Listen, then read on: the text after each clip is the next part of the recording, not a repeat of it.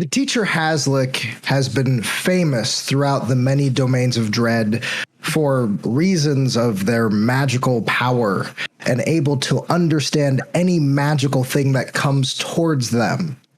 You see, the teacher of Hasland has been known to immediately understand magical properties, which is why when Zek, his minion, captured and took in the godling known as Havoc, it was very interesting that he couldn't unravel the mysteries that laid in Havoc's blood, being the son of Loki, which then led to a very tormentous and terrible time through the dungeons and prison system of Hasland. Havoc would have to fight and claw to survive in waiting for his party to come and rescue, for him to be reunited with Strahd again. Eventually, though, this would break down into private sessions, one-on-one times with Zek, as Zek's new purpose right now is to break Havoc and learn the secrets from inside his mind and what old magic he might know from a bygone era. The chambers is very small. It's tight and close. So close even that Havoc could feel Zek breathing over him as he waddled by, tormenting him. Now, Zek's torments come from his staff. It seems to have an endless well of terrifying things crawling out of it. Zek, being this little goblin, approaches right behind Havoc over his shoulder. So, I need to know, why this plan? Why would you decide to go here? Why hide in the desert? And how? Havoc remains silent, as he often does in terrible situations. I need answers. The master, my teacher, needs answers. Havoc remains silent. Fine. I'll figure it out. I'll get it out of you. I will. I have to. But eventually, one of these is going to be able to talk to you in your language with violence. Zek turns directly looking into his staff, pondering out what next to throw at Havoc. From behind him, Havoc speaks. Why don't you use the one you want to? What are you talking about? I've used all of them. Well, most of them. No, you haven't. You haven't. There's one you don't let out of that staff. What's wrong? I want to meet him. Zek pauses, a bit shocked, then only turning to go. I have used all of them on you. From then, there's a green light in the back of the room.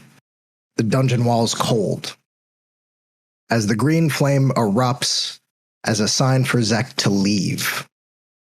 Before going, he makes sure to again lean into Havoc, who seems younger, not as great as before, with black hair. I will come back for answers. And then Zek pulls off Havoc's nose again and throws it off to the side wall to a pile of them. Havoc then goes through what he's been doing most of his time here, regrowing his nose, as Zek has been fond of the torment ever since doing it before. Far away. In any case, Havoc then waits for who's to come next, probably the person that was going to be the woman from his vision. And he was right. A pale, tall, and very gaunt-looking figure walks in sternly into Havoc's chamber. Havoc looks up.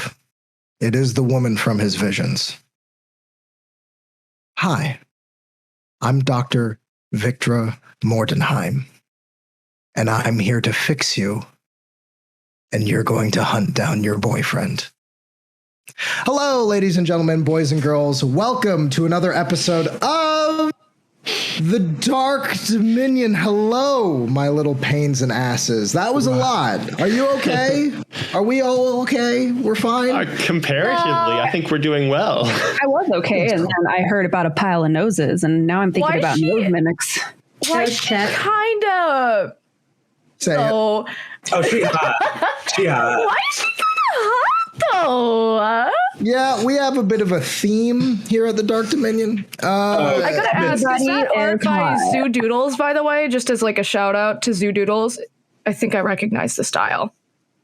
Yes, we are here now all together, and I would like to first introduce our cast. We are going to be starting out in the top corner, for me at least. I think it's completely different on stream, because of course it is. I'm going to be talking to the lovely Eldritch Author. Eldritch Author, who are you playing tonight, and how are you? Hello, I am Eldritch Author, and I'm going to be playing Thoraban the Tailright, our bard. And he's been better. He's been better. Yeah, no, I think that's about right. I would argue he's been better.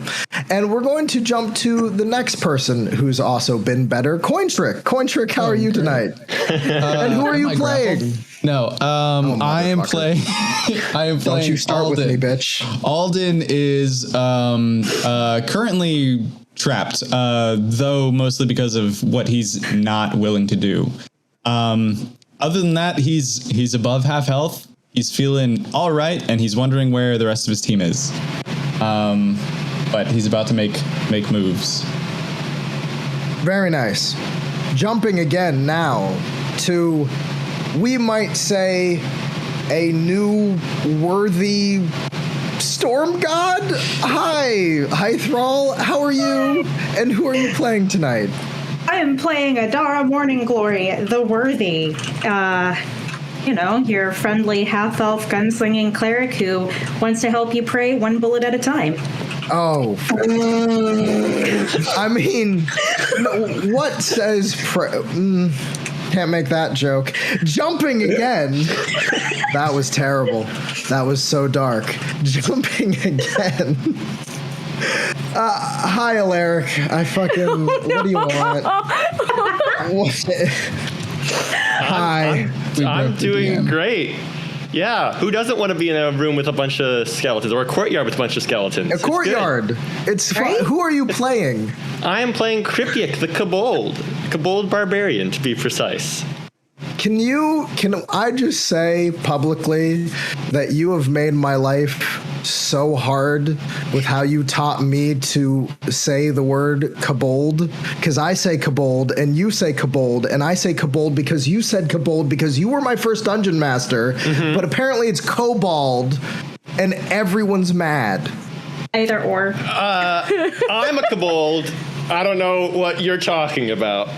I think I have the authority on what the word is, being that I am one. Actually. It's a mythical creature. I call it when I like. Touche. We now jump over to the mom friend. How are you, Gift? Sorry. We are going to talk to the lovely Maisie. Maisie, how are you, and who are you playing this evening? I'm just still shook at mom friend when I know. I thought you were talking right to me. here. I know. Was it the switch? Were you forgetting the last two letters of that? Twist. Was it? You almost had me embarrass myself, Brill. I was gonna say, I'm like, hey, I guess by Brill's own admission, hi there, everyone. I'm mommy. I'm that's what I said. Listen, it was heavily implied. Okay, I was reading the signals. I was reading. The internet is gonna internet anyway. Hi, I'm Maisie Lynn. I'm playing Gift, a centuries-old demon who was recently released. She's currently possessing my other character, Nadine, and she's ready to fuck some shit up. She's having a great time. She's like, I'm out. I get to kill some people. If not, I'll find people to kill. Rock on. But yeah. Rock on. Rock on. Finally, we have our demon who's 100,000 years old. I'm kidding. It's Snow. Hi, Scarlet. I got him confused. I'm sorry, guys. I got him mixed up. The audacity of you. I mean, understandable. They're so interchangeable. They're twinning. Yeah. That's right. We are twinning. I'm doing wonderful. I'm Scarlet. I'm also a dungeon master sometimes, so I'm so excited when I get to be a player. And I will be playing Snow, the winter ladron, who was very sweet up until now, but she's going to have to take her coat off, show some of her deltoids, and bop some stuff in the face. Nice. And maybe throw a spanking in or two. Hey, whatever gets you there. I don't know if Snow's getting drunk again this stream, but we'll see. Hopefully. At least I hope I'm not grappled. So, to begin, I'm going to need everybody to please roll an intelligence saving throw. Oh, great. Absolutely. Why all these mental stats? You said what save are we doing? Just double checking. Intelligence saving throw. Oh, well, let's start off weak. Do you want us to just have call a natural 20? I would like you all to please type them in a. I'll get them. We could put it in the initiative order chat if you want. Please put it in the initiative order chat. That would be wonderful. Oh, Cointrick, you're always full of ideas. Thank you, sir. Well, it was nice knowing all of you. This is the beginning of the end. You have no idea. This is it, guys.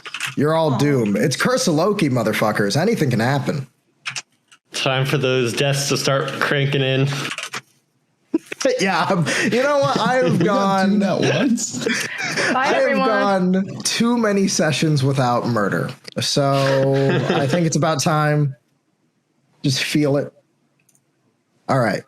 Thank you all for doing that. Now I'm going to need a wisdom. What is it called? A perception check. That's it. It was an intelligence saving throw, right? Okay. Yes, that's what that was. Okay, I was right. Okay, so now I need to do a perception check. Yes, please. Can I please start punching things? That's what she's meant to do. That's aggressive. Easy. Yeah, I'm playing a fucking homicidal demon, bro. No, this homicidal demon is looking now. Class reveal. She's looking. This demon is using her peepers right now. Here we go. Unfortunately, I can't. Okay, so that is a 16 for that perception check. So as you are moving through the mist, Gift, you have wandered away from a very interesting conversation with a Mr. Nightmare, and you are going through the mist towards the giant castle that seems to be over the horizon. As you pass, you start to listen up to what is surrounding you, given the fact that the multivarium seems to be a very weird and strange place. A great place for somebody to suddenly be ambushed, too. You being an old and powerful demon understand that, yes, you could easily be attacked here and possibly killed here given the threats that this place clearly presents. The entire area, this entire place gives off an energy of something that's alive, something that you haven't felt since the abyss. That feeling of life and energy throughout the place is very uncomfortable. But what's more uncomfortable is the blood-curdling screams you hear over the hill once you start entering the actual area of Castle Ravenloft. And what you see is a little bit surprising. Towards the bottom of the hill, you see your party, but you also notice that there seems to be zombies, skeletons, fleeing out of a pile running past you, past everybody, trying to get past the party, running by them. You hear another crack of thunder, and you look down to see Adara holding on to a strange artifact and kind of jerking it around a little bit. Adara, you have not been able to control this thing after you hit Evander. I am going to please need you to roll a Constitution saving throw. Make it till you make it, right? That's right, Thor. Just yell a lot, it'll look right. What was it again? Constitution, you said? Yes. That's a 20. Okay. You're able to calm it down, but you start looking up and you realized I knocked him out of the building. I have teleported down to the graveyard in what seems to be a flash of lightning, and I have seemingly scared all the creatures in the surrounding area. That big pile that was just about to hunt you guys, you saw a flash of lightning erupt, and then them just run.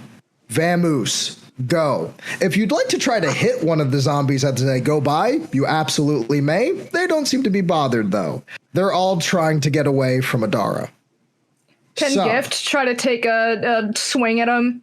Oh, absolutely. Go for it. Just for funsies. Just for the fuck of it. Just for the fuck of it. Punch to your heart's content. Yeah, well, so she's actually she's going to kind of look and be like, hey, stuff to punch. I've been in a shitty mood for 300 years. Let's go. And she's gonna kind of like almost like shrug and move her arm out, and like out of thin air, very immediate, kind of the same way that she jumps out of Nadine. You're going to see a very clean, almost simple in design, just meant to look utterly lethal short sword kind of spring out of the air, and the handle has a distinct red twine rope around it. And she is going to take a swing. This is one of the things she's good at doing, which makes me happy. Okay, so that is a 12. So not as good, but... Well, that is still going to hit a zombie. All right, awesome. Okay, fun. You doth smack it. I doth smack it. Okay, I'm just gonna also make sure that I'm... You know, Shakespeare's rolling in his grave right now. It's fine. I'm literally related to him, apparently. It's so, smart. Like... sorry, I'm trying to find my mouse. There we go. Okay, cool. I'm gonna roll... In the meantime, sorry. Well, I take 20 years. I will jump over. You're good. Oh, that's okay. 6 damage, and then I do get a second attack. You absolutely may on this zombie. Roll to attack, and I'm going to jump over to Alden for a moment. Alden, you have just been in a very uncomfortable situation with a mind flayer. You annihilated him almost immediately. However, when you did, there seems to be a strange, we'll say, creeping dread that has come over the room, the cave that you're in. The walls don't seem to have any exits, and in front of you is the shimmering and very Force-like ghost, we'll say, to steal from George Lucas, image of Glunky, who is trying to talk to you. Where are you? What just happened?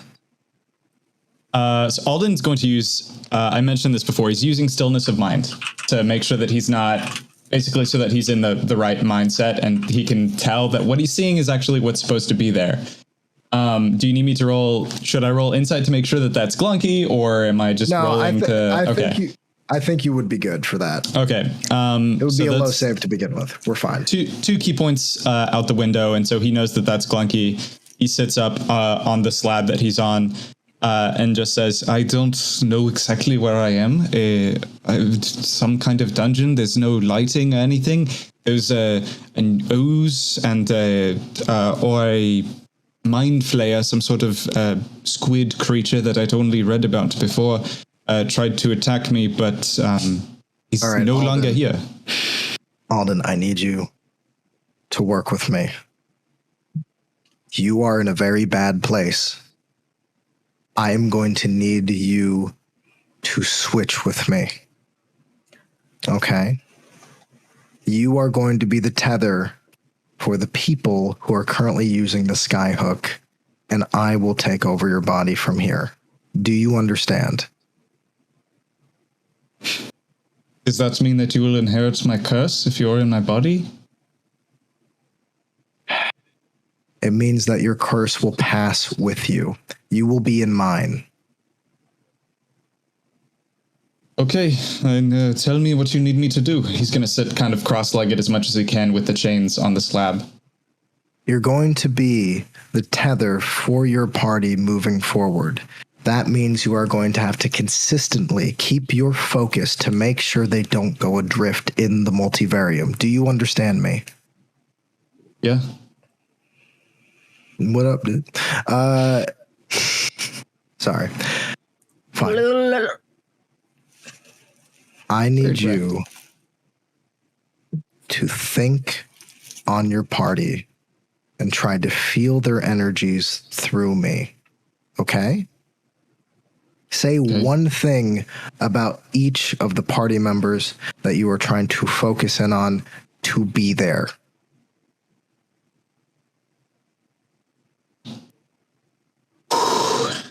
So for Kripyek, I'm thinking of one of the most clever people that I know. For Adara, I'm thinking of the most reliable. For Snow, I'm thinking of the most caring. For Nadine, I'm thinking of the most self-sacrificing. And for Thorabin, I'm thinking of Hope. With that, you kind of phase in with the rest of the party. You kind of wander into said courtyard, but you have all your stats, all your normal abilities. However, you are an elderly sloth woman. Work. Enjoy that. We'll see how much this goes. Let's see how you do with intelligence saves, by the way. Can't wait. Hey, so, Gift, tell me about the other attack on the zombie. It was a 16, and then I rolled for damage, and it was another 6 piercing damage. Tell me how you killed this. Tell me how you killed this zombie. I like the idea that it's like super quick, right? Like it's you know, she just like lifts her arm and moves it across, and like a sword is there so that she's already in position to like pierce and then like pierce and then pierce again. Like it's very quick, vicious, like a snake attacking, like calculated.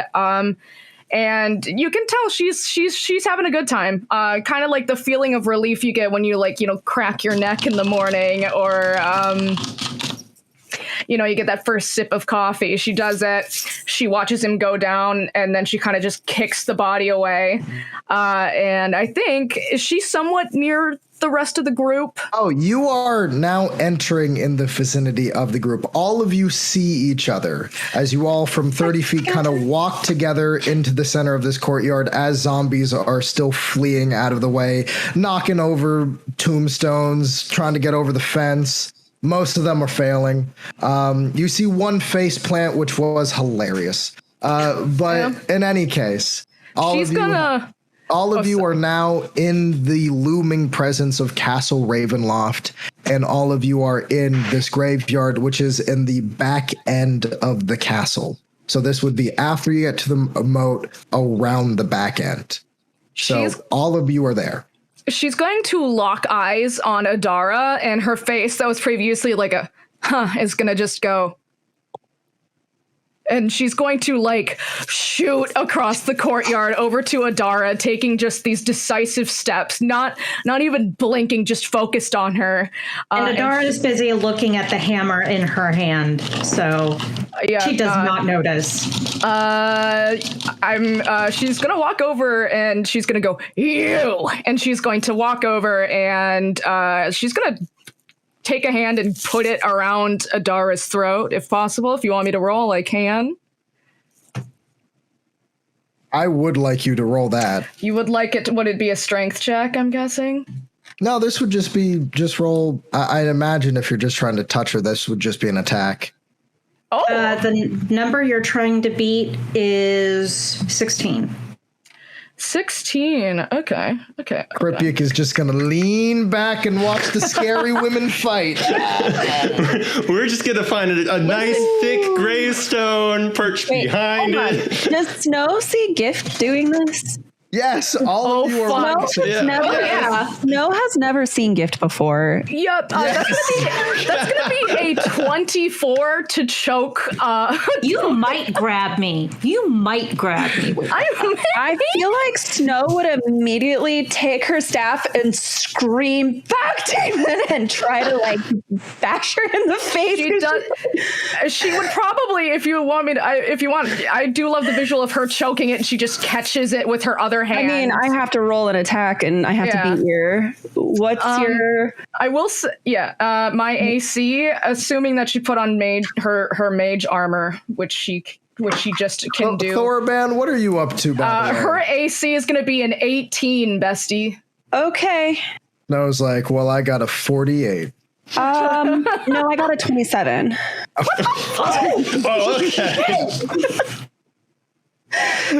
I'm just like trying to bat you away, so I just like hit you in the temple with the butt. It can be non-lethal if you're just trying to bat a demon away.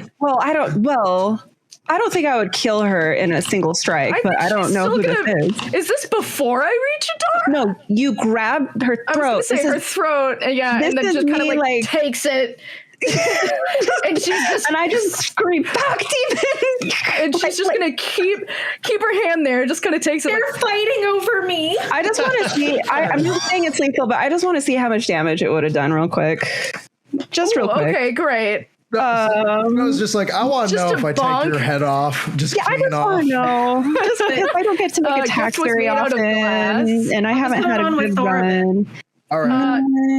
While this is all going on, I did like 14 damage. It's not that big a deal. While all this is going on, Thorben, what are you doing? Because we know there's a sloth walking in, and we know there's a kobold on a grass root. What are you up to?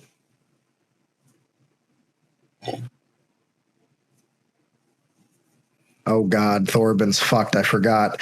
Back to the rest of the face, man. He is just taking everything in. It's never no one's good. Gonna tell me to stop. I'm just like, it's never good when God Almighty peers down from the clouds. Like, I wonder what Thorben's. Oh no, that's not good. Nar. Also, he does not look like he is staring at anybody intently. 1,000-yard stare. 1,000-yard stare while looking at everyone. All right. So, anyways, we are jumping back over to Gift and Adara. I have to say, I have to take it over to Alden. Does she grapple? I succeeded grappling you. I rolled like a 24. And then she got booped and then just went like, And then I think she's going to keep looking at Adara and like in response, she's just going to lift her hand and do one of these at Snow like a hold on. Like an archer, like a sterling archer. Just like one moment. Give me 2 seconds. Thorben is going to point at Scarlet. That's Nadine. You should probably let that go for now. Gift is just gonna say, while still holding on to Adara, being like, I am not Nadine. What part of this looks like Nadine? Back to you. Maisie, you cannot hear that. Only Snow could hear that. It was a message spell. Oh, never mind. I respond with like, what in the whole nerdy party going, that makes sense. Response with like, Aaron Darkness, what do you mean? That's a bloody demon. But she's attacking Adora. You're just gonna. Okay, Thorben is now walking towards this. She's about to take her like second this attack. Ridiculousness. And Gift is holding on to Adara's throat, and she's gonna be like, "And back to you. Tell me now. I don't have time to deal with any lies or trickery. Did you put me under on purpose?" I have a question. Yes. Has Gift lifted her off the ground? Is she still on her feet? What exactly? You would still be on your feet. Yeah, and on your feet. She's not going to lift you. Okay. Because a lot just happened. Yes. While Adara's been grabbed, and no, you were just worthy, and now a demon's on your throat. That's a lot. And now you're worthy of a chokehold. That's a lot. So and she's just gonna glare at you and be like, "Did you put me under on purpose? I went down and I saw you get stronger. Don't think I didn't see." If you could stop talking, I know you love your voice, but if you could let go of mine, I could answer you. I think she's gonna get it a little bit tighter, and she's gonna be like, "I asked for a yes or no question." And I, dear, would love to talk to you. I hold Monlier up to your gut, but in a less threatening manner. She'll let it go, and I think she's gonna turn to Snow. And I thought I'm ready for that second strike, but I have this face like, why am I the only one who's acting? Did I miss something? What's going on? Because Kripyak and Alden are just in the back, like, I'm like, what? Yeah, just like, hey. I think it's Glunky, technically. Gift is gonna turn to Snow and do one of like the things, like the jolt forward to see if Snow jumps. Too, but she stops. She's like, yeah, just like the kind of a thing. Yeah, and then she's gonna look you up and down and be like, cute. And then she's gonna turn her head back to Adara, and she's gonna say, "So on with it." He's gonna turn around and look at the guys and be like, "What the fuck? Thanks for backing me up there, guys." Thorben is standing right next to Snow by this point and is just like, love the idea of turning to a sloth and a kobold and going, guys. Sloth speaks suddenly. Glunky speaks and just says, "Well, she's not a threat for now." And it's Alden's voice coming out of the sloth's body. Are we friends with this demon? Or what did I miss? I'll fill you in. I'll fill you in. Just know this is I imagine you fill me in with message so that we're not interrupting their thing. I was going to say, if you said, "Are we friends?" out loud, I was going to be like, "Well, not with you after you smacked me in the head." You were... Anna. Before that... But you messaged, so never mind. Before that, jumping back, Adara, what were you about to say? So, she lets go, rub the throat. You guys are, I don't know if you're bickering or what you're doing, but it's one of those. Panicking. This is her first time properly getting to see Gift. How tall is Adara? Just for the visual. I think she's like 5'7", 5'6". I love that. So looking up and down.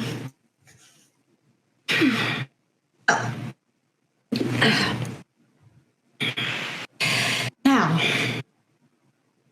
would you please care to talk about what just happened? Not grabbing me, but the incident you're talking about. Calmly. She's gonna just go, "Well, in case you forgot our introduction, I was just warming up to everyone. And then a certain dark smoke overcame the two of us. And the last thing I was aware of was me being put under and you seeming to get more of a spring in your step. So I find it curious that I would be put under right as you seem to be getting a little bit more vigor. And I can only think you did it on purpose." Power envy, love, is nothing to have, but I'll explain what happened the best I can. Not power envy, dear. Consciousness envy. I've been trapped inside of a sad nun with issues for 300 fucking years, and if you put me back under just for a power-up, then we're gonna have an issue. Kripyak, if you want to have a cigar, you can, by the way. Just wanted to give the offer. If Kripyak is pulling out cigars, Snow's gonna reach down and do this. Sure. He's gonna flop down. I'll offer one to Thorban and Glunky too. We're all just like, we're all just like, what is happening? I think Glunky's gonna like lumber, I imagine, is how this works. Between the two of them with her long sloth arms, with Alden's voice, and just say, I think we are missing some very critical context. What the fuck is that? Oh wait, Gift's never seen Glunky. Nope. Welcome to my world. Glunky is going to look at Adara and say, it's Alden. Glunky and I have switched places. Gift is going to look so disappointed, and she's going to be like, oh, the one that kills people with his bare hands. Okay, sorry. You go. Jump on in, Hythrall. One fire at a time.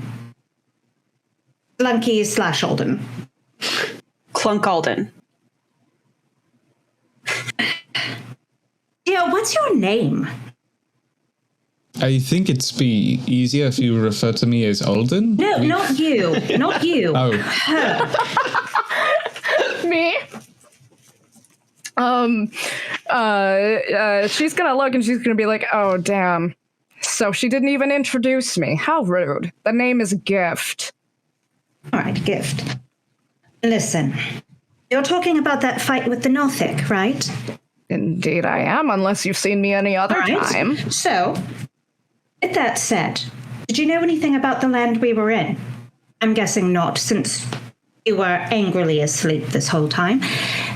Magic being used there had effects. I thought Nadine cast a spell and got herself possessed. Knowing the full story, I think what you're talking about was when a spell went off, the effects hit us very differently. You can believe me or not, I have no reason to lie to you. But that's what happened. Satisfactory? All right, but watch yourself. This thing was inside Nadine the whole time. I'm standing right here. Shake my hand. I think Gift is gonna look at it and look down at it, and maybe just. I think she's gonna just like.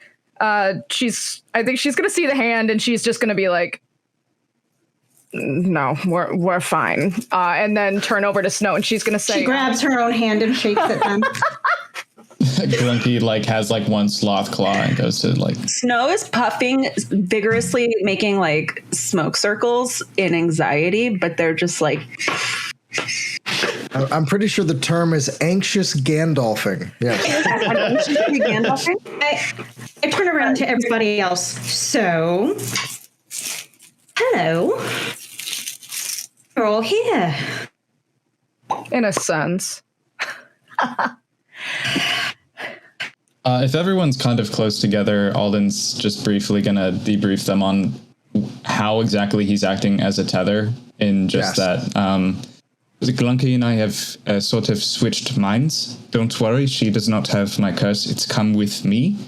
But for now, Given the inverse transitive curse law, yes.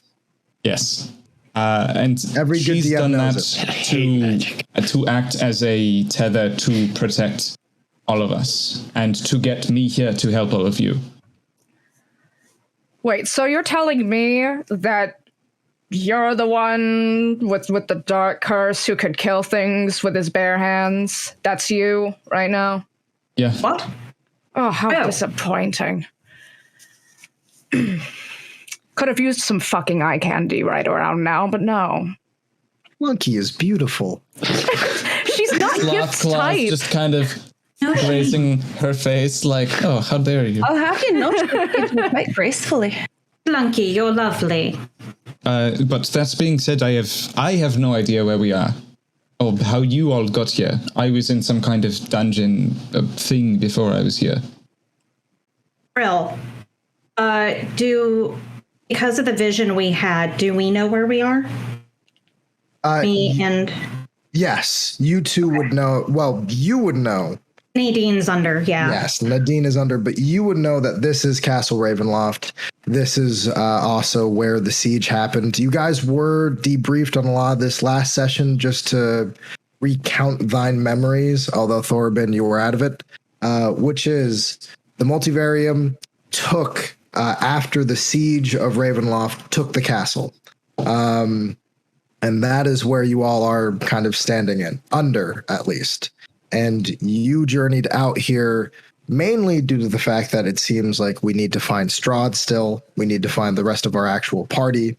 We don't know where Trotro is.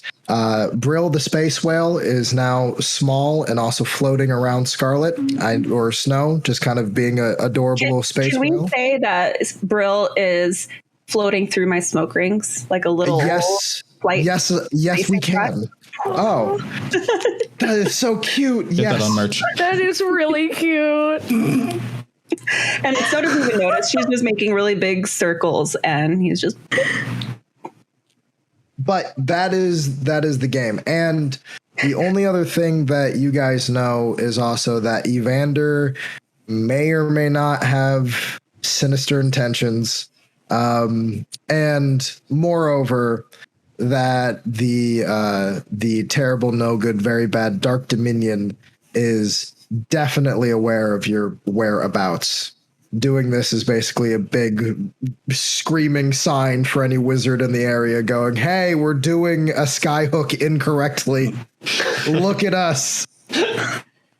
So that's why you're trying to find him and basically try to finish it, get out of it, which you're not entirely sure how to do because Glunky's not here. So we'll cross that bridge when we get to it. No problems. It'll be fine. You just have to just find Strahd in Castle Ravenloft. What's the problem? Yeah. I think Gift is going to look over to Thoraban, notice the change in eyes, and she's going to go, what happened to you? A lot. Care to share? Do you need a hug?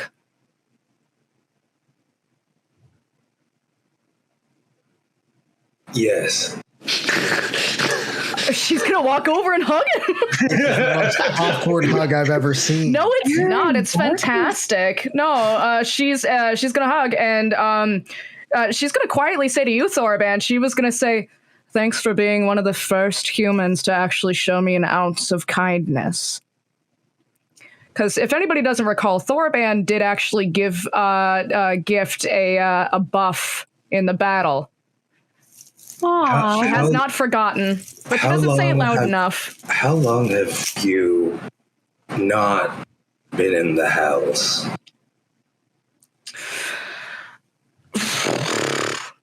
Now that's a good question. At least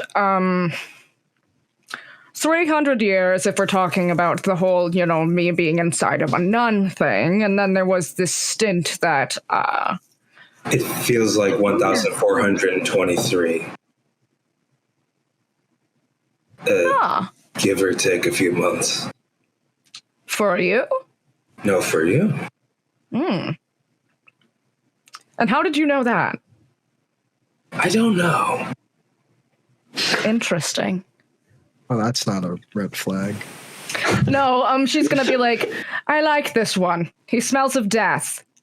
You'll be my little aromatherapy. And she's gonna pull away from the hug, and I think pat him on the shoulders and be like, I like this one. She's gonna point at Snow and be like, I don't like you. I may be from hell, but even we don't bonk people on the head to say hello. No, but we do when someone is grabbing our friend by the throat, right? You just waltzed in here and grabbed her. What was I supposed to think? No one told me. Mind your business. You were supposed to mind your business. My business is my friends. Do you not have those where you're from? Oh, God, no. Correct. Yo, Snow with the sunglasses and everyone going, oh! All right, I gotta know from the bottom of my heart, Kripyik, what are you doing?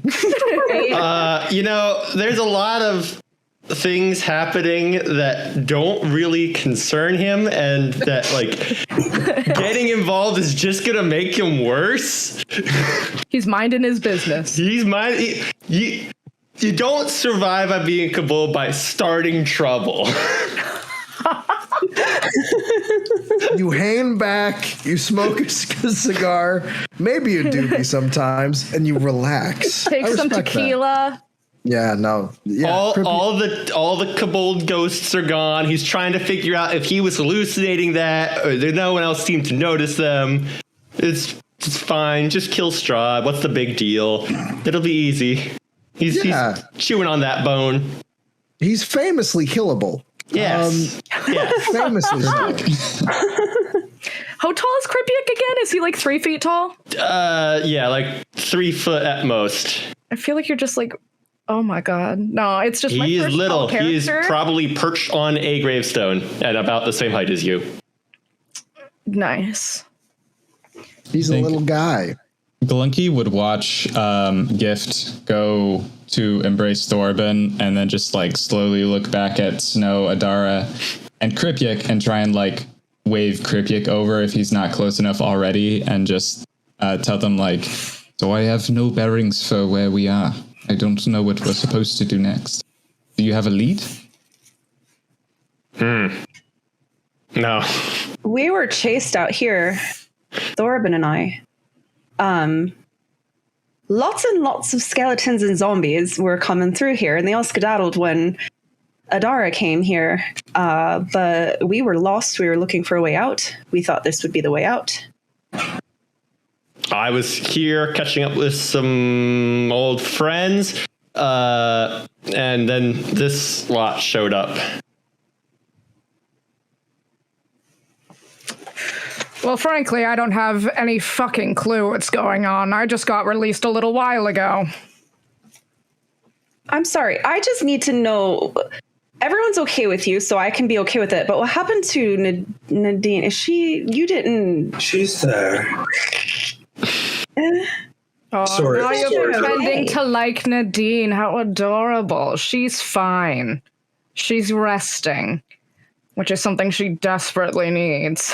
Can I do like an insight check? Because Snow doesn't trust the situation, but everyone else seems to be very trusting. Not trusting, just kind of accepting that this is our reality right now. I got an 11, so I don't know what that Gift means has for me. never lied in her entire life. No. I don't know. No. I'm kidding. just the Dungeon Master pops up out of the ground. Actually. Snow's going to look at Adara and just, are you okay? Is this fine? So Adara during this time has dropped to her knee with the hammer, rifle slung on her back, holding her holy symbol, and she's praying. The actual hammer, by the way, is a very odd weapon for you that you've ever held. It feels like it's actually squirming in your hand and is alive. When you put it down to actually rest on the ground, there's this feeling of trembling and shaking.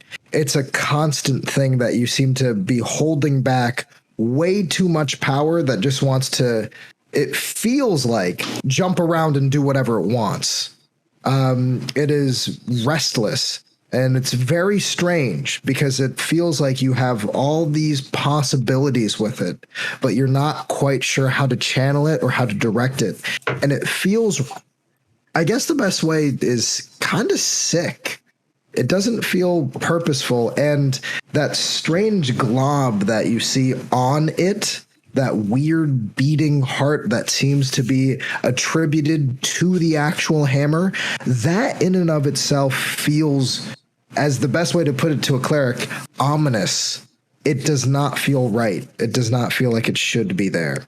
Now, I'm also going to need you to please roll a perception check for me, Adara. Right. You are going to be doing this with advantage, by the way.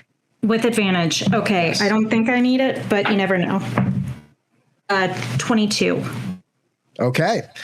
Adara, while you are kind of kneeling in prayer, you feel a strange sensation as though somebody is watching you, that feeling on your back of the neck, where you go, oh, this is very uncomfortable. and you whirl about, and quickly, almost in an instant, you look up to the towers of Castle Ravenloft. And in one of the highest windows to the third tower seems to be a very slender, well-groomed, and the best way to put it is casually relaxed individual who seems to be just leaning on his staff, a man in red, looking down and watching all of you. You get the sense that as soon as you two meet eyes, for that brief second, he smiles and steps back away from the window. He was the man from your vision long ago. He was the one who was talking to Strahd. He was also the man who was talking about Zek. The teacher is in Castle Ravenloft, and he was just watching all of you. I'm sorry, what were you saying, Snow? Darling, I was just, and then she kind of jerks her head at Gift. Is it all right? Right here. I know, I am talking to my friend. You will behave and have manners, and if my friend says it's okay that you are here, then you may stay. But, Adara, darling, are you okay? Is it okay? I saw that, Missy, she says, not looking at you. Mom trying to make a demon behave. Gift rolls her eyes. Gift doesn't worry me. Look up at the tower. She's gonna, Do I enjoy her presence? That's yet to be seen, but I think we've got bigger problems to worry about. The teacher's here. Okay, I get from your faces that that's bad. Yeah, Snow's gonna look up and just kind of... Do you all remember the vision I told you about that Nadine and I had? Yeah. He was just looking down at us from one of those towers. We're not alone. Well, obviously. Which one is it nearby? Point. Is it nearby, Brill? Do we all see? Yeah, you can look up and you can actually see into the window that tower. He is not currently in the window, however. Is it close enough for me to try and see if I have my climb speed to go up the wall? You could take the time to go up the wall. It is a tall tower. You could get up there, though, if you so choose. Gift's gonna look over and she's gonna be like, I could just fly up there if that's a pressing issue. You all seem quite scared, but typically teachers don't frighten me much. If you fly up there and you fall unconscious and Nadine falls out of the sky, which one of you survives? The fun one. But is there a clear path to the tower? You would actually, yes, you would be able to go in probably one of the side doors to said tower and climb up it pretty simply. Thorban starts walking toward the door. I'm going to follow Thorban. We can cut him off. We can surround him on either sides. Some of us can go up to the window up high. Some of us can, One of the few advantages we have at the moment is numbers. Splitting up feels like a poor decision. Barbara, do you remember that ornate door we walked by on our way here? The one that we broke open. No, the one that we walked past and ignored on our way here. We walked up the stairs. There was a door. Yes, I distinctly remember it was that, or look behind us to see what was chasing us. Right. So we just kept going up because we didn't have time for little field trips. Maybe we should take that field trip. Possibly. Though I do not recommend splitting the party. No. Not at all. I wouldn't. No, we got to get everyone pick a buddy. And a gift. You're my buddy. We're going to be buddies. Done that before. Did somebody just claim Gift as their buddy? I'd like a word if you have a moment, please. Absolutely. In private? Preferably. Okay, we'll be right back, but we can't split the party. Only a couple steps. All right. I'm just going to thanks, Mother. Around the other side of this. Okay, yes. Do you mind, Gift? Not at all. And she's gonna saunter over. It got off on the wrong foot. I don't know you. You don't know me. We don't know each other's experiences. Frankly, I've enjoyed our time together so far. Excellent. But I know you also don't trust me, and I completely understand why. I don't trust anyone, dear. You're not special. And that's fair. I understand that this place is not bringing out the best in us. Can we start over so we can all work together peacefully? Hold out my hand again. She's gonna look down at it, and I think she's gonna look back up and realize, okay, she's not gonna stop trying to shake the hand. And she's gonna just begrudgingly put her hand and have a nice handshake. You go to reach for the hand, and you know that like warriors shake? Yeah. Oh, yeah. She grabs and pulls you in for a hug. She's gonna go, ah! What the fuck? Cat, let go. Very good. And with a hug, we are going to be taking our first break because I need to pee. But also, before we jump on break, I would like to give inspiration, just a quick one, to fucking Adara for going for a handshake and a hug and showing why she's fucking worthy. All right, everybody. I am going to jump to the bathroom now. Bye-bye for 15 minutes. 2C Gaming has fed us some monstrous books, and they are gorgeous and packed with content, and I'll likely use it. These amazing books by 2C Gaming to kill the party eventually. And you should go over, check out 2C Gaming for all their fantastic content, homebrew, and also follow our link to get 15% off their Total Party Kill book. Secondly, there is Eldritch Foundry, who are a fantastic, fantastic mini company who has been sponsoring our stream, who have given us beautiful, beautiful minis that the party is holding up right now, which I appreciate. And if you go and use the code DumpStat podcast, which I should know how to say because I made it, to get 15% off your next order of fantastic minis. Sometimes you need to do the ads later. It's good to see all of you again. Welcome back. The party is currently in a courtyard trying to figure out their next plan of action. Snow has suggested something closer to going down the tunnel that Snow and Thorben had originally decided to maybe check out, but they weren't really in the time for sightseeing. But there is also a tower that they could easily go up. There's been suggestions to split the party. I would love that, but apparently I don't get what I want tonight. Yeah. We've split the party so far, and it's... What's the best thing that could happen? Mixed results. One of you gets to fly. Yeah. With me. Alden is gonna... flying. Well, Glunky, or Aldi. We'll call him Aldi. He's gonna get everyone together and say... I think I may be able to scale the tower, but Gift, you made a very good point about being able to just be peering through the window. So I think if you go to the window, then I may be able to go to the wall. To the sweat runs. Sorry. Yes. To the sweat runs down our balls. Ladies and gentlemen, that is the second time this campaign that song's been referenced. And both around Alden. Didn't spend the entire break thinking of that one joke. Does he have pants That's a now? fantastic joke. He's Donald Duck in it, I think. He's just... Winnie the Pooh. Donald Ducking it?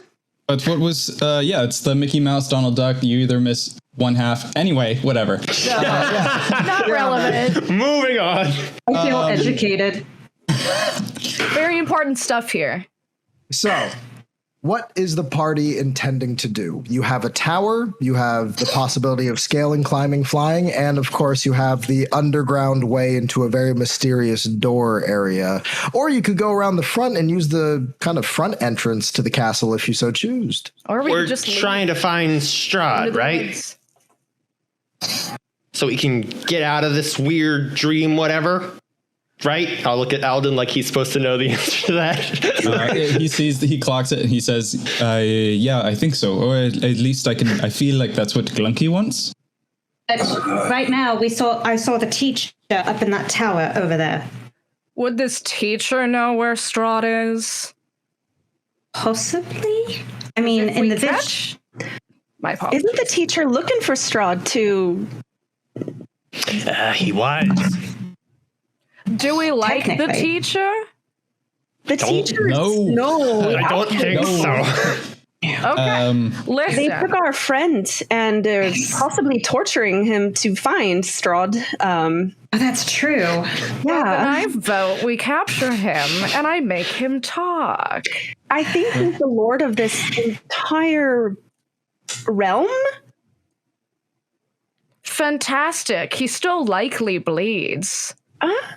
The teacher is the Lord of Haslan, not the Lord of wherever it is that we are. I think we're in the Multivarium. Yeah. I'll sum this up quickly. Sit down, buddy. I don't think Ravenloft. the multivarium. Yes. If we were to hide a vampire, would we keep them in a tower with multiple entrances and therefore multiple exits? Or would we keep him locked up deep down? I think it's simpler than that. The teacher is looking for Strahd. If he had him, we wouldn't be in this predicament. This is Strahd's home. I could stab him repeatedly and ask him questions. Just for the people at home, just a quick thing. Haslick, the teacher, who is also the Lord and dark, powerful part of the Dark Dominion, Dark Lord of Hasland. He discovered the Multivarium, and he's also Zek's boss. So if you just want to scale that in your heads, probably a chill guy. I don't think it's wise. I don't think it's a good idea to confront that thing now. So down into the tunnels, is that what you're saying? I suggest as much. If we find Strahd, would we be just leading him right to him? Well, trying to get out of here, don't we? Also, I don't know when I'm pretty sure it's not hard for that guy up there to find him if he is close enough for us to find him. So what you're saying is we shouldn't spend a lot of time discussing how we find him, and we should go find him. I have a very quick out-of-character the question for teacher Brill. wouldn't be an issue if he's dead. Yes. All Glunk. Because Glunk I've Alden. changed bodies, I no longer have the amulet that I had, correct?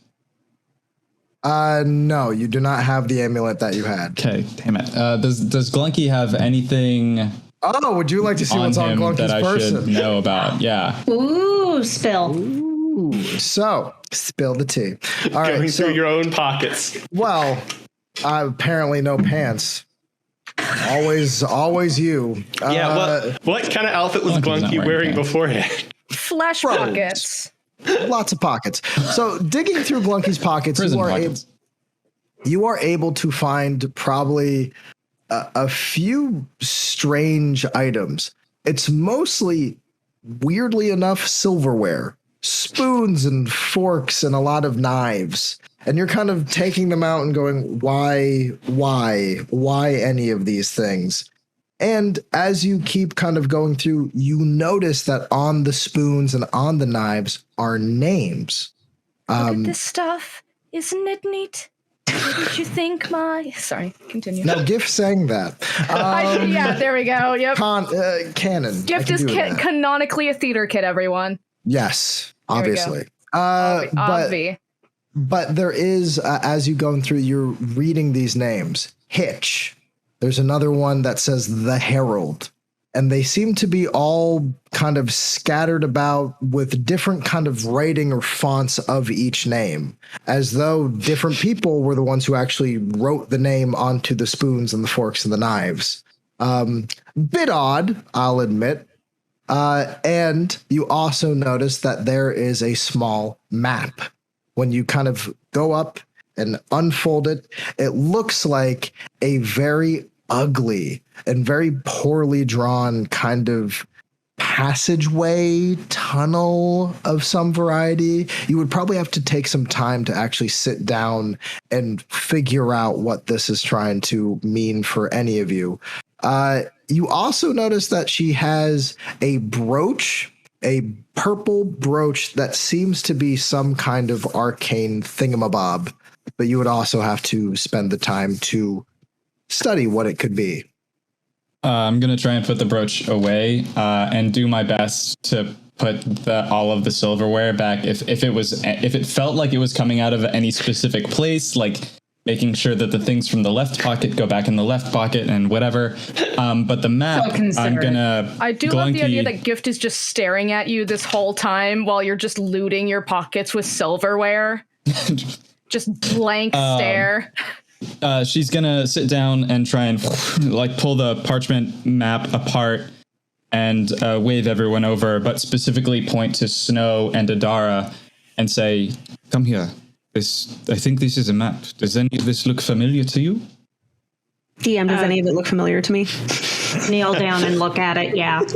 So, can both of you please roll a Arcana check?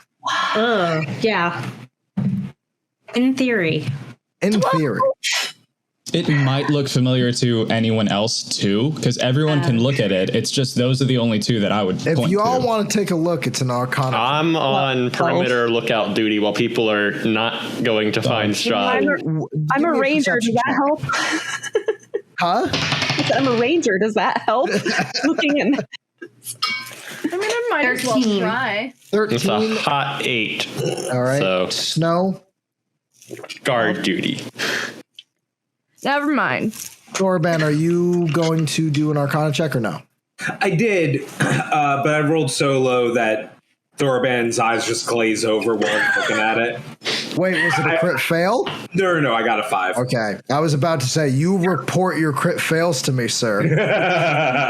You put that through still. Believe me, I would mention as much. You do not take that joy away from me. It's all right, the little things. It really is. So, Dara, you said you got a 13? Mm-hmm. When you look over the map, you notice that it seems to be a very elaborate and stunning kind of green map. As you kind of look over it, you see townhouses and villages and where you grew up and a lot of what seems to be your hometown. Stand up. Snow, what did you roll? 12. You look over it and you kind of are a little bit annoyed, given the fact that he waved you over. You walk over and it's this blank nothing map. It is a blank piece of paper that he is holding up to you, and you're just, I have to look at it? And I believe, Gift, you also want to roll for it. What did you roll for an Arcana check? I got a 3, bestie, so I decided to not talk. Well, and I'm good at chalking, not reading. You look over and you don't see anything there. It looks like everybody is just looking through nothing. Just a blank, I wonder what the issue is here. Yeah, she's probably gonna roll her eyes and go over and hang out with Kripyuk a little bit. My boy. Maybe do some perimeter checking as well. Stays close because she's claimed you as her buddy.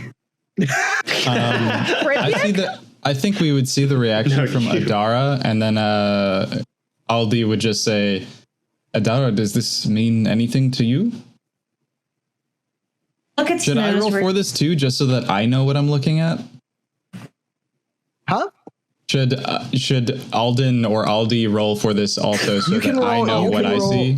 Yeah. Well, I mean, you see this kind of tunnel system. Roll an Arcana, though. Total of 15. Yeah, you look over in this tunnel system, you really can't kind of track with your eyes. There seems to be, essentially, you look at one tunnel and you try to follow it, and it seems to move or maze on you.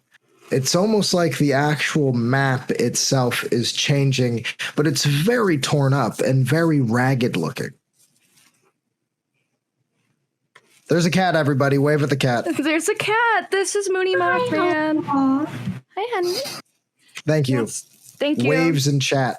It's my son. What do I'm your very proud elf of him. see? Now, Sorry. anyways, jumping back.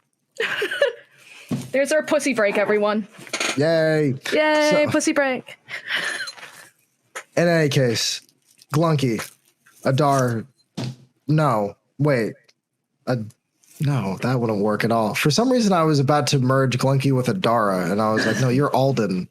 I'm already failing at my own fusions. This is getting hard. Oh my god. Why did I introduce fusion to this campaign? Why? What a terrible idea. Anyways, Alden. So that's what I just wanted that context because I didn't know if I saw anything on the parchment at all. Right. But I can't make heads or tails of it. So Aldi is going to look over at Adara and say, what do you see? Does this make any sense to you?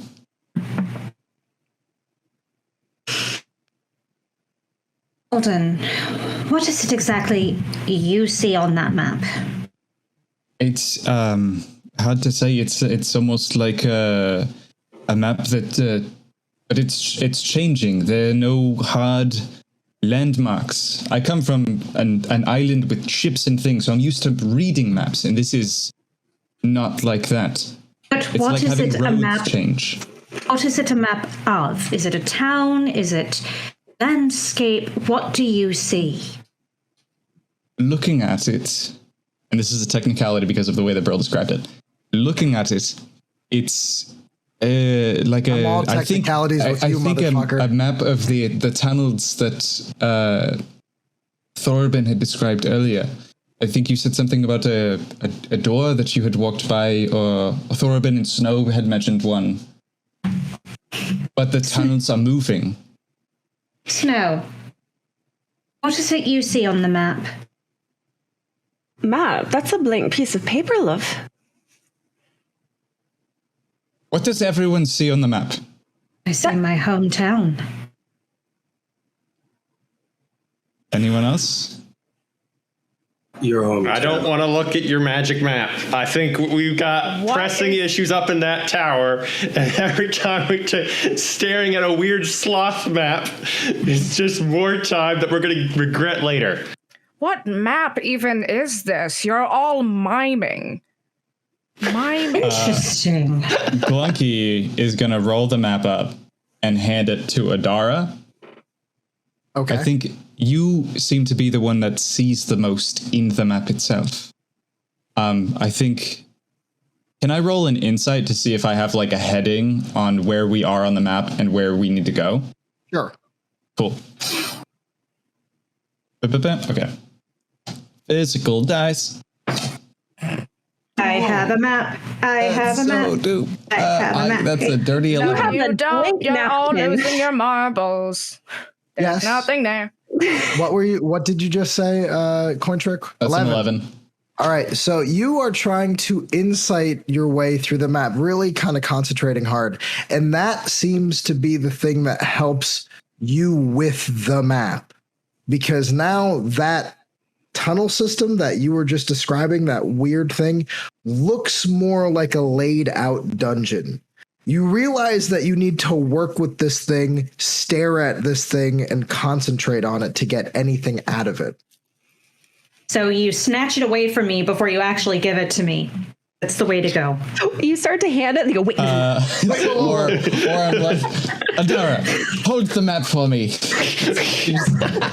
If I may take a beat for a second, Brill, if you will permit me, I think Gift is going to look at Kripyik and his arm, and I was wondering, Brill, if based on the backstory that I have told you, would Gift be able to mayhaps do something about the arm situation? You absolutely would be able to.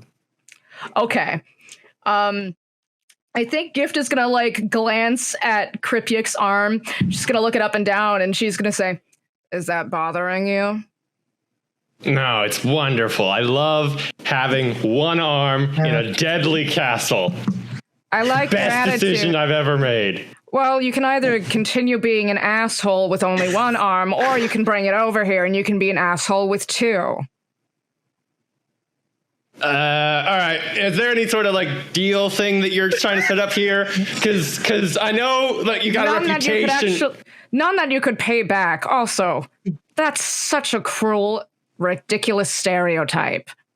Is it though? Oh, wait a minute. Is Cryptic fiendist? Is he fiendish? Oh, Cryptic. Phobia is not permitted here, young man. She's gonna be like, so aside from the fact that you're a bitch, hand it over. And she's gonna kneel down because you're itty bitty. I am not large. Yeah. Yeah. And she's gonna take the arm. And I think she's gonna hold it, and she's gonna say, "This is gonna hurt, and I'm gonna enjoy it." And she's gonna say, Great. "Do you want me to count for?" And then she like puts back into place. Like a reverse Rocket Raccoon situation here. Yeah. She's gonna. Would you like me to count down for like that? And she's gonna fix it. And she's gonna. Could you please, Crypia? Could you please roll a Constitution saving throw for me, please? Sure. This is a piece Rips your arm off.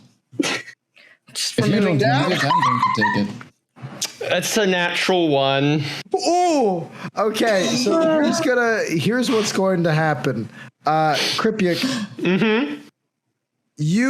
there is a sudden, just excruciating pain.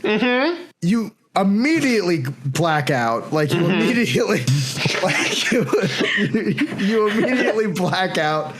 And then immediately come to. It is a very scary process. And you wake up to this giant demon sitting over you. And she was going to say, man, with an attitude like that, I thought you wouldn't be such a fucking pussy. But here we are. What did you do? Was that magic? Did you do magic? I don't have to answer to you. Try it out. Well, I'm asking you the question. Did you do magic? No. It's basic anatomy. Yeah, that was the equivalent of acupuncture, whatever. Acupuncture. I can't speak. Acupuncture. I'm a storyteller. Words also, are hard. You took your hat off. Thorbin. Thorbin, can you please roll a... Oh, this would be a wisdom saving throw. Not wisdom saving throw. Perception. Why do I keep thinking wisdom saving throw? Perception. We're not hurting anyone right now. Yes, we are. Excuse you. I'm right here. Can we? Yes, you did. And can we also get an intelligence saving throw from our lovely Glunky? Yeah. So that's a 9. That's a 2 + 9, so 11. Okay. You immediately feel this sense, a creeping aura go up your spine. Zek's staff is in the castle.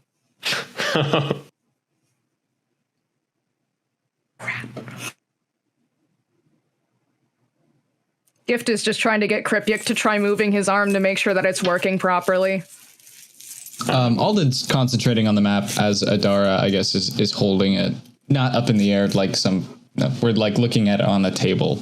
We need to go inside the castle right now. Bye. Insight check. Zek's staff is here. I just felt it. We need to go find it.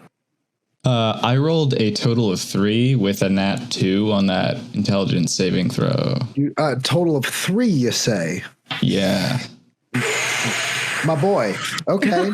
Well, 1, 2, 3, 4. Oh, yeah, no. Can you please roll a d6 for me? Ruh-roh. Uh-oh. Not if I can help it. That's not bad. Is that a... Hold on. The 2 and the 5 are on opposite sides, and they look the same. I think that's a 5. They're written out, by the way, not like dots. I figured, but that took me a second to understand what you meant. I know. I was like, okay. I remembered. Oh, like gambling dice. Oh yes, our gambling. What the normies use. No, but there is a sudden tug at your mind as you feel yourself trying to hold together the party. And then there's this trying to keep the direction. So you're trying to keep everybody together and in place. And the first kind of feeling of the multivarium encroaching on your mind is a very daunting thing immediately. It's the entire surrounding area starting to try to seep into your head. It is immediately startling. And you kind of, jump. And all of you move a solid 40 feet closer to Castle Ravenloft. You are now against its walls. Kripyik should be happy. I mean, I did want us to go soon, so I guess it helps. We need to go. Let's start with the tunnel, then we do the tower after, yeah? Yeah. Yeah. All right. We just shifted 40 feet. That's Wouldn't be my fault, first time. I think. Yeah, no, we need to hurry this up. Let's Did go. we feel like the vertigo, or did Yes. No, it feels like you just went... like we got pulled, not the environment getting pulled under our feet? No, it was you. Oh. Wow. Okay. Do I need no. a Constitution saving throw? Yeah. Well, this will be fun. So we are going to head down to the tunnels. With that, I'm going to need the actual order in which you are going into where you just were going. So who's going in first? I can be point. I have If dark anybody vision. hesitates, Gift will look at you all judgingly and just go, ugh, fine, and then go to the front. But if somebody else wants to, you can. I think I'll take Kripyik said he would. Snow would be pretty close to the front. She's melee and has high armor. Alden will be second to last. I go right behind Snow holding Molnir. I'd say, well, so Gift is my buddy, so I'm going to make sure Gift is either in front of me or behind me. But Is it buddy or buddy? like it's a buddy system. Everyone needs to pick a buddy. I love that you're the only one playing that. Yeah. Listen, you just wanted to get close to Gift, and it's fine. As the dungeon master, fuck it. Everybody pick a buddy. Buddy up, motherfuckers. Can I have Thorben? Yes, you can. Kripyik, Adara. It's up to you, dude. Wait.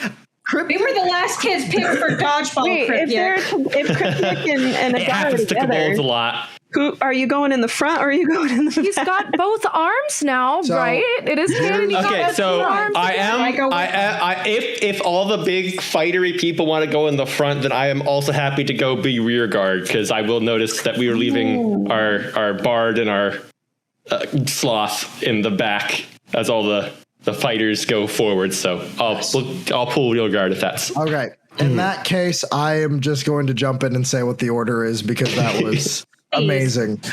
So we are going to start off. We have, of course, Gift in front, followed by the buddy Snow, followed by Adara, middle of the pack, then Thorben, then we have Glunky, and of course, in the far back, we have our kobold. That means at top, we have Gift as you enter into the dark and foreboding cellar of Castle Ravenloft through into the dungeons. Do you know what I'm about to say? You have dark vision? I got dark vision. Of course you do. Does anybody not Does have anybody dark here vision? not have dark vision? Yeah, y'all. I didn't think so. Guys, we as like a community are beyond not having dark vision. Every race until the end of time will. I've been doing this 1,000 years. Yeah, of we've course, I got have dark vision. Several half elves, a kobold, a reborn, which I'm just going to guess has dark vision. No, they don't. Oh, never mind. I was gonna say, hi, Maisie Lynn, no crits given. My Goliath doesn't have fucking dark vision. Thorben, are you going in blind, buddy? No. Okay, I got worried. Don't have dark vision. That's all I'm saying. Oh. But is it dark in there though? But do spirit bards have dark? He doesn't seem to be having a problem. No, he doesn't. Oh, ew, spooky! I love Is it. Thorben really there? No, I'm kidding. So in that case, going down into the actual kind of darkness of this stairway down under, I'm going to need Gift to please roll a perception check. Great. That's I should have gone first. You got it, buddy. Can I get her help? Yes. Can you help me? Have advantage. Yeah, you can. Or if I can. Oh yeah. Or Okay. if you want to roll. I did roll pretty. I was gonna say, do you want to roll it?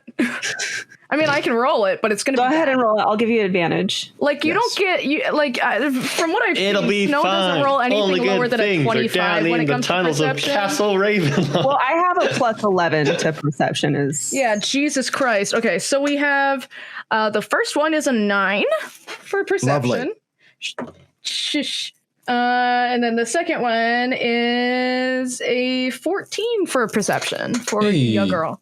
Hey. So going down, you are able to actually go basically where Snow and Thorben were. You're going past down, and you see off to the side this ornate door that you could try to open up and enter. I'm like patting her on the back. That's the door. That's the door. That's the door. You're patting down Gift the back. stairs. She's gonna like Down flinch. the stairs. Yes. Thank you. There is a hallway that continues into the dungeon, which you are able to see still some of the squirming remains of the corpse pile that came up it. However, it goes off into darkness. It is very far down, and it seems to go deeper and deeper. You can continue down this way, or you can try to open this door. Gift is just gonna gently grab Snow's hand to get her to stop patting her, and she's gonna be like, I get it. I'm great. Thank you. Thank you. You have very all made it to the door, everyone. I'm congratulations. This door is a mimic. 2 hours in. Thorben, darling, you said you sensed the stuff here. Do you have any kind of sense where? Thorben is going to stare blankly into the darkness, and while he's doing so, DM, can I roll perception to feel if that same feeling is coming from the door or elsewhere? Yes, like if I can find more of a direction. Yes, you may. Wow, what is with my dice? Okay, that's a 2 + 9 again. That's an 11. It's over 10. We're pretty high level, thank God. It sucks because my passive perception is 19. Yes. But yes, I rolled a total of 11. Unfortunately, you have to focus this spidey sense. Yes. I apologize. No, it's fine. It's fine. But you concentrating, you are able to tell that whatever that feeling is, it is still above you in Castle Ravenloft. It is seemingly going about the halls and castles and towers and moving fairly quickly, you're noticing. It's actually hard to keep kind of a pinpoint on it. It seems like whatever Zek is doing, he's zipping about, which is always good for a guy like him. If we keep going, we'll find it eventually. Do you think up or down? We should try this door first. All right. Who wants to poke it? Alden will try to inspect the door and see if it's locked first. Yeah, I appreciate it. If it has any teeth or a heartbeat. So can I do a medicine check on the door? Medicine check? Can I heal the door? No, I'm You know kidding. what? Fuck I it. want to Can I investigate detect the door thoughts and see on if the it, door? Can I get like, beast what the sense deal on of the the door is. Is it deal of locked? the Is it door is, unlocked? yes, Does it have you- a heartbeat? Yes, you can please roll insight on this door. Inside the door. Look at or investigation. Investigation. Roll investigation. What the fuck am I saying? Oh, insight? I see. It's just a door. Calm down. Is the door lying?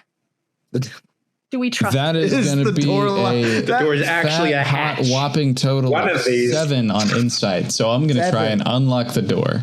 Did you say on insight? Did you actually? I like that implies that another door appears. One door is always telling lies. It's 7 investigation. I missed legit what was going on in my head. Yeah. I like the 2 liar doors. But so you look it up and down. You notice that the door is locked, and pushing on the ornate door, you kind of press up against it and then jolt back.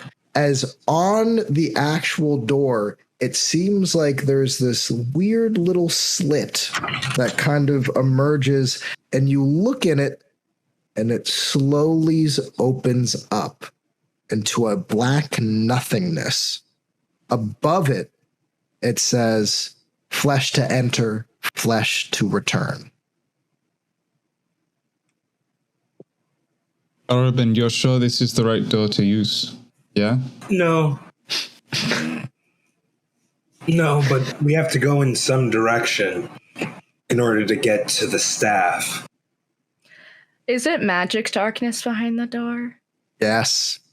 Because I have devil's sight, so I can see through that jazz. Well, you cannot, but you can roll an intelligence check to figure out why you cannot. Wow, isn't that convenient? Yes, it is. It's so convenient. I chose it just so that you couldn't throw magical darkness at me. And what do? You're like, well, I don't care. Well, this is magical and it's darkness, but it's technically not magical darkness. So what did you want me to roll? Arcana? Intelligence or actually Arcana. Yeah, no, Arcana would be great right now. Oh, cool. I love that. I don't have Tinker's Tools or Thieves' Tools, so I can't pick the lock either way. I could just investigate it. I can break it if we want. That is a 14. That is a 14 that I got there. So you are looking at this black nothingness, and you are trying to figure out what it is because you think you can simply see through it. You have heard tale of something that is a very, very terrifying thing, even to demons. Cute. That in the door is a sphere of annihilation. Anything that touches it will immediately vanish. And not vanish as in teleport, but just like be gone thought. Yes, it's technically transported to the far realm, but you get it. It's gone. Not from here anymore. I feel like being teleported to the far realm is even worse than just not existing anymore. That's true. Yeah. That's where Cthulhu lives. No, I agree. Yeah, she's going to just gently reach her arm out and close the door. Well, no, it's not. The door is locked.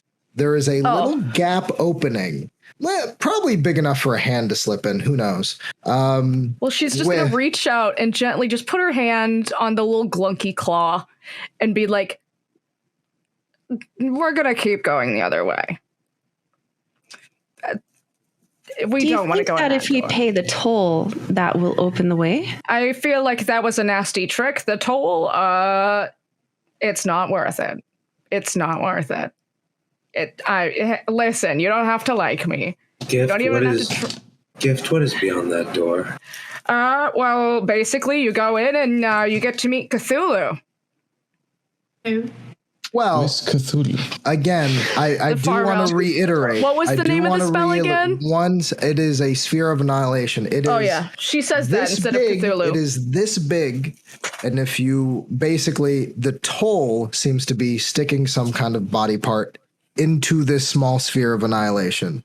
That seems to be the toll to get through this door. Hey, Cryptic, where's your old arm? I didn't grow a new one. I know, I was kidding. Okay, well, she explains it. She goes, so it's essentially, you said an orb of annihilation? A sphere of annihilation. It's a black annihilation. It's a sphere of annihilation. So, I mean, if any of you happens to have any spare body parts you're willing to part with. We can reach it through the door. Is what you're saying? Does anybody have the ability to regrow body parts? Alden, or with Glunky's body. Alden is going to say, I hope she forgives me for this. Actually, I would like to. I was going to say, I want Gift to roll a dexterity saving throw to stop him. Okay. Isn't that an acrobatics check or something? Well, I don't know. Or strength check. She's going to try to stop you. Okay. So in that case, what we have here is going to be a dex off between a monk and a demon. By the way, your dexterity is normal, Alden, by the way. So let's see how fast you can, use that body normal? That isn't yours. All right, dexterity saving throw. Alden's willing to do some fucked shit. Have you noticed that? Oh. Yes, Hythrall. Can I roll an Arcana check on this thing? Yes. Okay, so that is going to be an 18. Alden rolls a 9. Yeah. But also you have to touch Alden. Yeah, she doesn't care. But she's going to quick smack you out of the way, and I think she's going to try to shove you. And she's going to say, that body is not yours. You have to respect it. You are a visitor. I'm a fucking demon, but even I won't stoop low enough to use a body that is not mine without prior consent. You are a visitor. Respect it. Glunky is using my body as well. Well, she's not giving up your fucking body parts, is she? Not that I know of. But do you know where I left my body? Not in an abyss. Time. Time. I would like to know, Adara, what did you roll on Arcana, by the way? 17.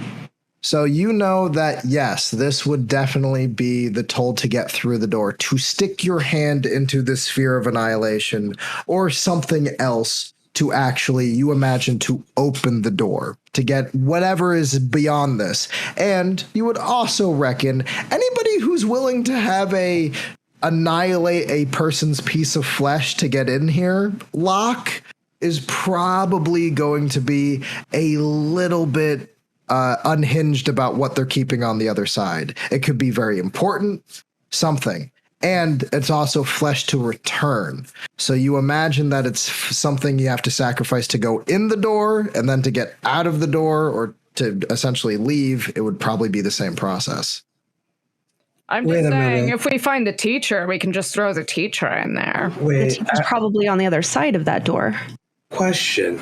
Yes. Are there, this is me asking out of character, are there zombies around us still? Yes, there are.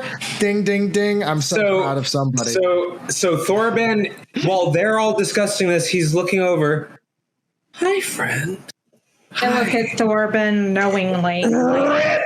Rips off an arm of a zombie in the corner darkness. It's okay. Can I interject before we do something insanely regrettable? That depends. You oppose me throwing this in here. Yes. I don't possibly. Throw it. Can we take a moment to think about what might be held on the other side of that locked door? Something valuable, I'd imagine. Also, Perhaps do you plan on bringing a zombie bit with you to pay the price to come back? You're absolutely right. 1 second. Hey, friend, I'm going to need that other arm. He walks back over, rips off the other arm. It screams. It's okay. It screams. Her soul isn't in there right now. It screams for so long and for so loud. Turn undead. For so loud. And it looks at Snow the whole time. I'm just like, wait, what does a zombie look like? Who was it in life? This guy was definitely a gnome. Oh, God. You are taking off his little arms. Listen, if the rest of you step back and I'm the only one to do it, then I don't think you have to worry. But if you want to take the plunge with me, we can do that too. And there's no one way or another. To. There's just a lot of darkness that way. And then there's the tower. Which I've already said I can fly people up there, but I think we go in. I'll go with you, Thorben. Look at Alden. Look at Snow. I'm going to go with Thorben. Oh, I'm still looking at this gnome going. I'm just like, it's a gnome. They deserve it. I'm gonna take my staff. I'm just gonna put it out of its misery because I can't stand this anymore. And just that's why I said I turn undead. Oh, so he's just it's still, I can't stand it. It's baby sized. If I smash your face, I won't recognize this. Stop crying. Wait. I can remove its vocal cords. That'll get it to stop. Everyone, how long have I been gone? That's a complicated question. I ran back into snow. Not that long. Don't look 2 at hours, me. maybe? You missed therapy. Oh, you did. Great. We can talk about the emotional issues later. And she's going to gently guide Thorben's arm how towards long the were you lock. gone to you? Just get it right in the lock. We're going to be doing that. We'll bookmark that. And he throws the zombie arm into the slot. There you go. It is very uncomfortable to see something go in something and there's no sound. There is no flash. There is no any pomp or circumstance. As far as you can tell, this thing goes into a shadow and is gone forever. And with that, the door creaks open as that slot closes and you are entering into what looks to be a larger chamber. Around the walls are elaborate tools and weapons. On the ground seems to be armor, very old and strange looking. And the actual room itself is circular with a dome about 30 to 40 feet across on either side. It's a bit cramped, as though it seems to be just strange weapons. And you notice in the back a big stretcher of some kind, like a medieval torture device. This place is somebody's private little collection. And most uncomfortably, as you all walk in and the door closes behind you, Thorben, don't worry, you did bring the other arm. You all also notice that this room is occupied a little bit. Oh, When you sorry. guys, A little bit? a little This bit. isn't the Not much, bathroom. though. As you walk in, you guys kind of all get the sense to kind of be a little bit quiet because there's somebody talking in this room. Can I please have all of you roll stealth? Oh, yeah. Oh, finally, not a garbage roll. Do you need us to put it in the chat? Or Just say Initiative it. order. Just say it. 16. 15. Ooh, that's going to be a 25. 11 for me. 18. And Snow? 21. 21. Fantastic. Not bad, All Jay. of you Not bad. under the cover, you all kind of spread out into the room a little bit to peer over and watch and listen. There on the ground is Strahd von Zarevich, but he is tied up to a chair with the strange creature known as Muffin seemingly orbiting his head. But across from him, and the one talking out of a book, a very strange tome with black leather and a very foreboding aura as strange mist flies from its pages, is the small little hands of Trotro. Trotro is actively reading from the book and then having some colorful commentary in between. Mostly, says here that you then decide to wipe out all the peoples beyond the river. Honestly, this is becoming more and more insightful, but we need to do a little bit more research. Can you please tell me how to get into your study? And you notice that Strahd is kind of paralyzed and he's not really talking as this thing just keeps orbiting his head and seemingly every once in a while passing through it. Okay, you can get in the study, but I'm pretty sure if I keep reading this thing, eventually you'll snap out of this. I need the count. All right? Come on. We're going to finish this up eventually. Okay, next chapter. Honestly, a lot of this stuff about your brother is very, we'll say mopey. A little bit mopey. He didn't seem like that cool of a guy anyway. Skip. Tatiana. How many times do you have to say that? Tatiana. All right. Oh, God, come on. I need weapons. I need something to get into your private tomes. And I need to know about the Day of Pain as soon as possible. Can you please help me out? God, okay. Okay, Tro, you can do this. You can do this. Oh my God, I did not expect this to go this way. I am way in over my head. Usually this doesn't go this way. I usually am able to get away pretty quickly, but immediately I get picked up and I'm like, oh, they're so attractive. Of course I'll go with you. But then one thing leads to another and there's a skyhook involved. And apparently things have gotten a little too hot for me a little too quickly. So if you could just get me into where I want to go, or I'm just going to keep reading from here. Fucking idiot.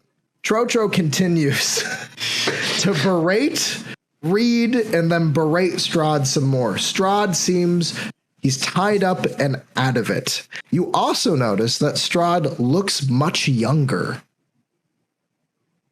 That lovely gray widow's peak doesn't seem to be a part of him right now.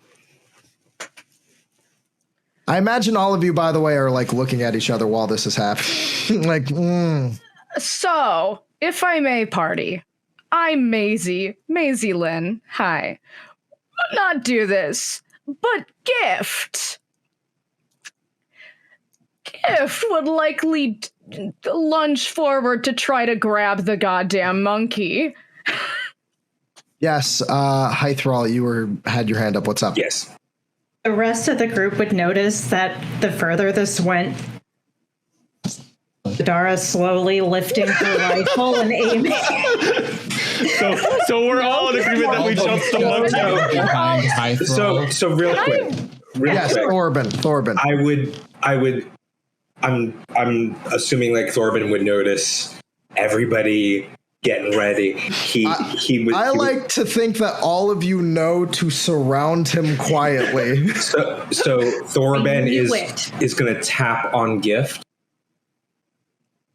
She's gonna look over. What's scarier than a really big demon? Not much. A demon you don't see coming. Invisibility on Gift. Eldritch, I love you so much. This is the best day of my life. You are so cool, and it rubbed off on me. You. By the way, I do want to mention too, while this is happening, Snow, you kind of look up and you notice that Brill, your little floating whale, is even giving you that like I'll take him. Like you're getting violent thoughts from your little whale friend. Like if I gotta. Mom, you tell me what to do next. Yeah, before we do this, thoughts. I gotta grab. I'll be right back. I just gotta grab food. My DoorDash got dropped off. Don't kill him without me. Please go tip your DoorDasher as that. Yes. Surprise. Wait, before you said that, Snow, yeah. Yeah. What's up? Snow's first thought was like, is this somebody impersonating Tro to trick Strahd into giving secrets? Wait, no. Strahd has never met Tro. Tro's a fucking little traitor.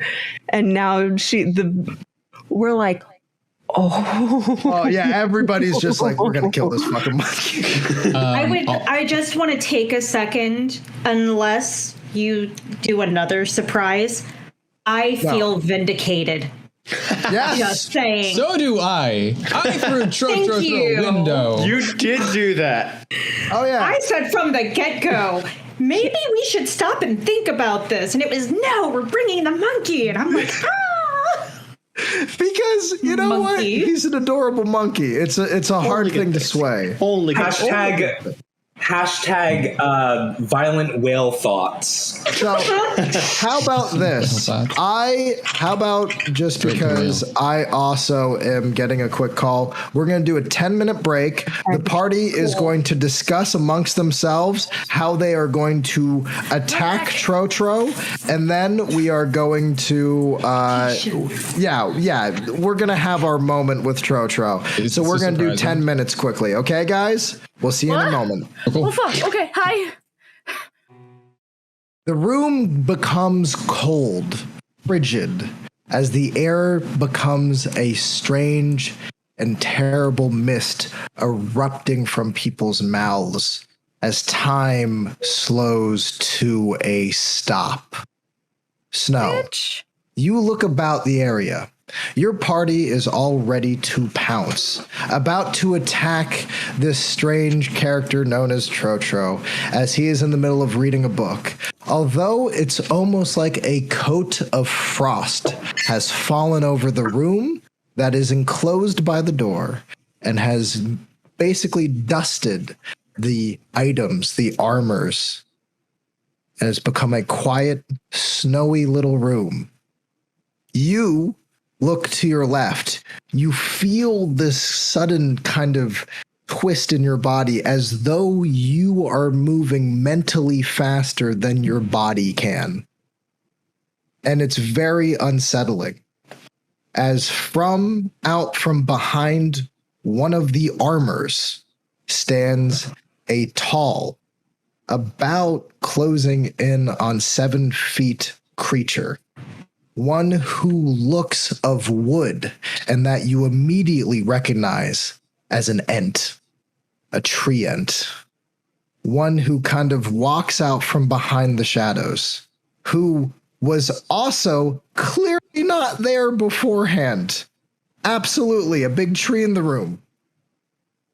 Your party is moving slowly towards what they intend to do. You can see the lips of Trotro slowly talking as you feel around you a haze. This feels like fey magic, a slowing spell. The ent wanders over to you and looks down. In their hand is a very unsettling weapon with jagged edges and a red cape strewn about their roots. From inside their stomach, you see bubbling amongst the branches skulls and an aura, an energy that holds within this creature of what you see as apathy, something that is not normal to Ents. They are connected creatures. This one feels separate.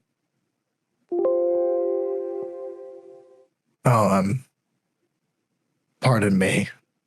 He touches you, and you feel your body and your mind kind of sync up a little bit. You're still slow, but you can talk. What's happening? I've pulled you aside as I wish to speak.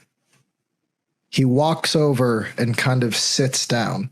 Well, when I say he, I mean it. There's no real gendered anything on a tree. We stand. Timing's a little bit odd, but... Yes, unfortunately, this is strange magics from the teacher. So, I wanted to have a quick conversation as I find it to be polite for what is going to happen for the rest of the night.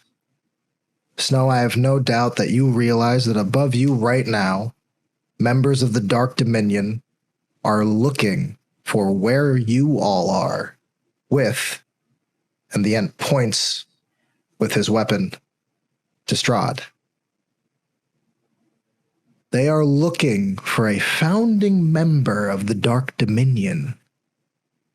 And you are all here, able to hide due to that creature's magic. Who are you Pointing at putting Trotro. Now,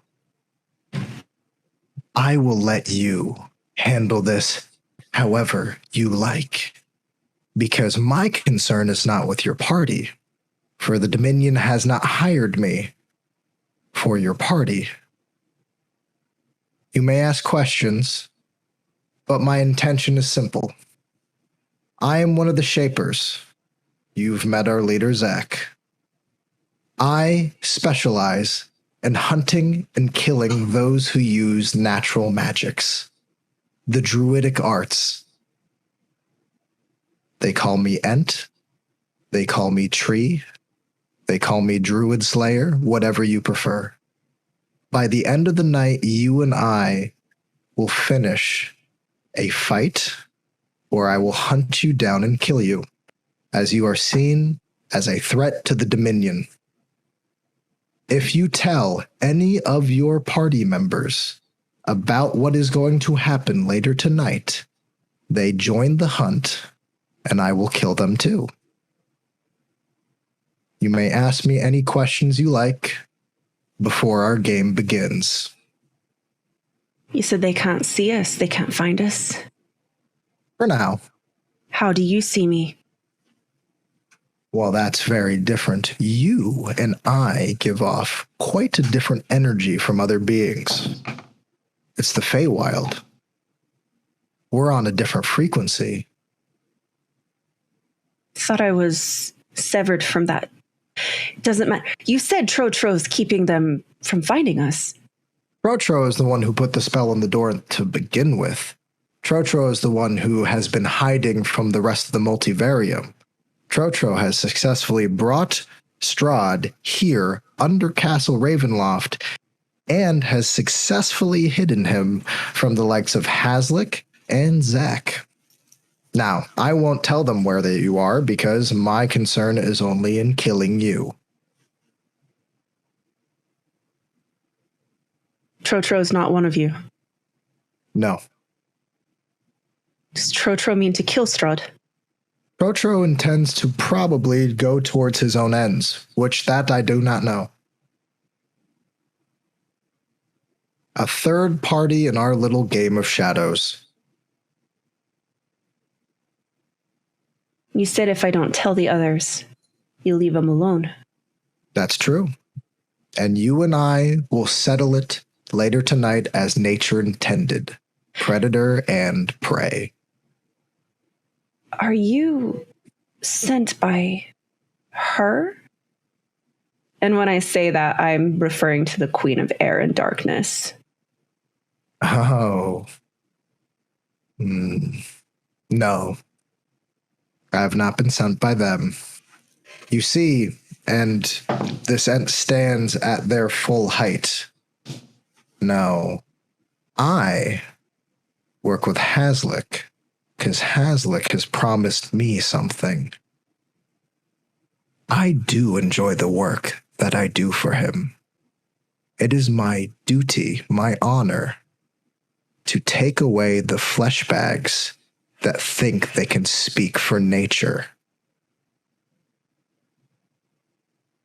So, I have no gripes or problems with your fey politics. I am simply here to kill you, and I'm doing it politely. You're welcome. One last question. How much time do I have? Tonight? Well, I'll put it to you this way. Once the Dominion finds your lovely party, they will either attack and instantly decimate them, or they will try to bring you on side and then kill you. There's not that many ways to handle that, but for you and me tonight, the hunt ends the moment that Loki's son arrives. The doctor has been working on him day and night and has made some fascinating changes to the man.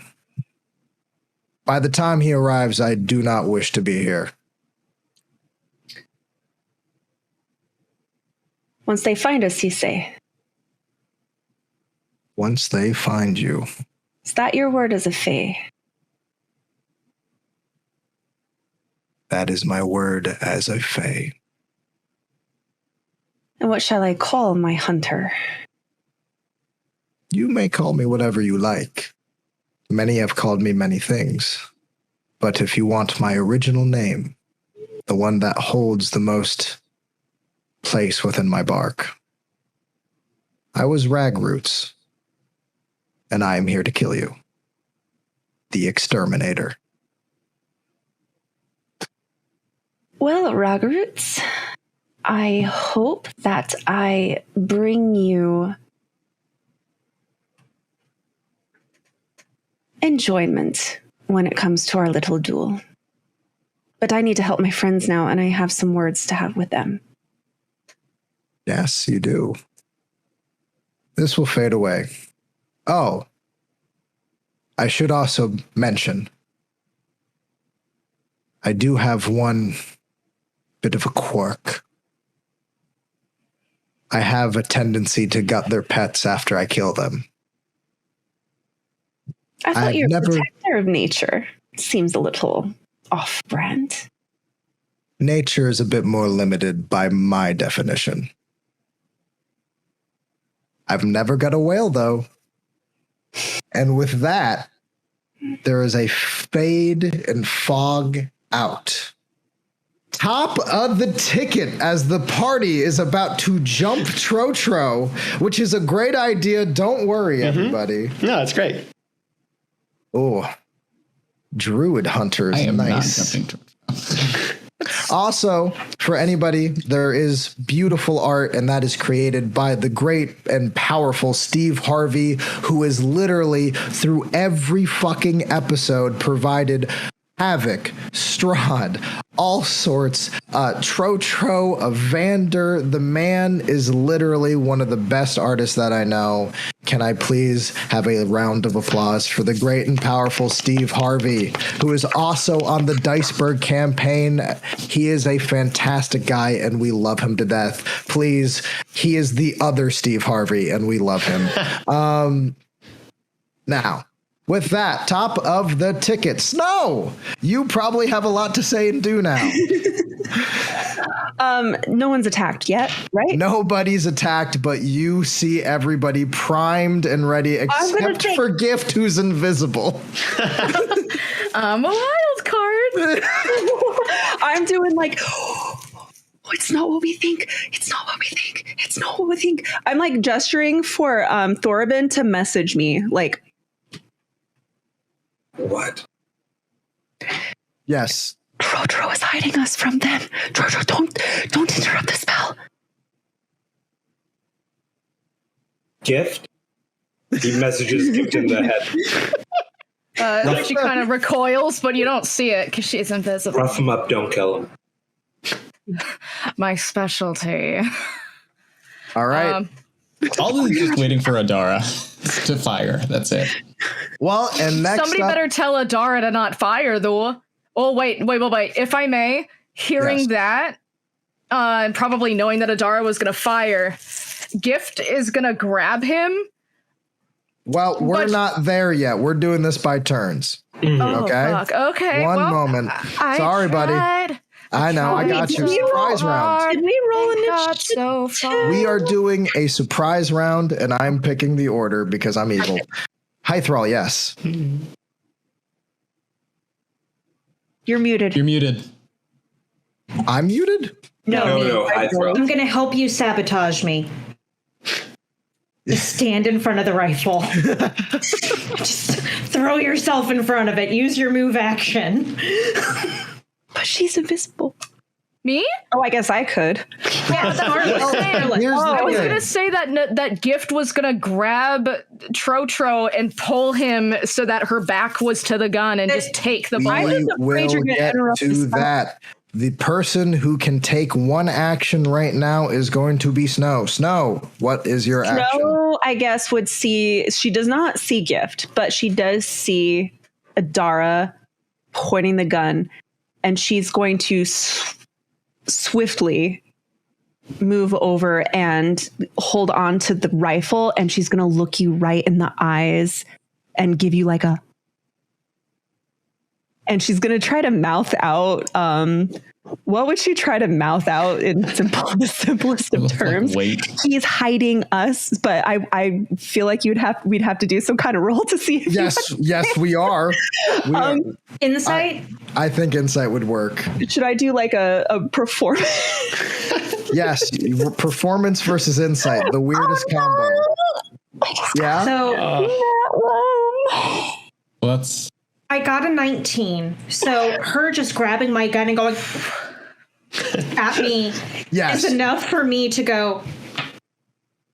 Can I lean in and whisper? Yes, you can. I liked that more, though. I liked you go. I don't know how much time.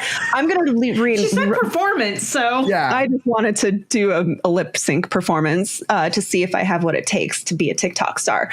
None of us do. None of us but Alaric have what it takes. I'm going to lean right into your ear.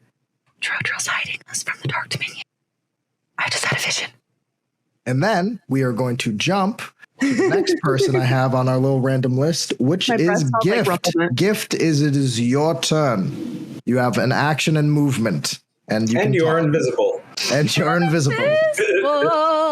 I think she's going to basically, because she was able to get the vibe that Adara was going to shoot. I feel like there was like a moment of like, okay, cool.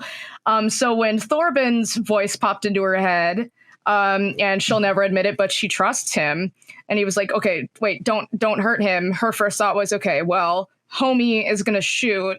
So I think she's going to actually tackle him and try to like roll with him out of the way while firmly grasping him in her hands. Firmly grasp it in your hands. To just kind of like hold on to him, probably like one hand around the neck and then the other one like, all right, we're gonna holding roll. His arms to his sides. We are going to roll strength as you are grappling. Hashtag am I grappled? Would it be a finally? Is it a strength saving throw or is it an attack roll though? I believe it is just a strength. It's a straight strength roll. You can't be athletics. I was about to say athletics, right? Yeah. Okay, well... Oh! And you're doing this... Yes? And what did you get? Well, I got it. Ooh. Okay, that's a 19. Okay, so this is basically what you guys see. You are going to catch Trotro. You appear, and Trotro screeches because to touch him, you have to leave invisibility. So you appear, Trotro screeches, Strahd looks up, screeches, Muffin screeches, everyone's screaming. Everyone is screaming. Why do I feel like it's the perfect visual of like half is a fish. I was about to be like fucking like Batman ass, like with the wings spread out, being like like that. But here's the thing. So Trotro, who had advantage, got crit fails on both dice. So he looks up, you grab him, you see that there's seemingly some kind of magical rune emanating from his chest, which peters out, and he's like, oh no, and you just... No, she just grabbed the whole thing. She wouldn't have tried to separate him. No, you don't. You just you got him. He's just... he crit failed. You just caught Trotro pretty much. Surprise, motherfucker. Now we are going to jump over to Thorban. Thorban, it is your turn. He's gonna run over and grab the book. You are able to do so very easily. You pick it up and you examine it. It is some kind of long form journal. That seemingly when you flip through the pages just keep going and going and going far more than they should be in a book. It is a long and what looks to be very messy book with pages kind of torn up and on the sides as well, notes in the margin. But when you open to the first page, you see what looks to be a small painting of a very regal Strahd von Zarevich. Now we are going to jump over to Kripyuk. Kripyuk, it's your turn, buddy. Tackling is the name of the day, so I'm going to try and tackle the hopefully corporeal muffin. like a fucking swan dives over Strahd. No, it's like a full leap into the air to pounce on it. Wait, I love the idea of a kobold leaping onto something. I'm gonna like jump on some armor to get like maybe a foot or so of extra height. Yeah. Can you please just be like parkour? I don't know what I'm rolling for as that. He's doing Is that it? athletics? This is going to be another grapple.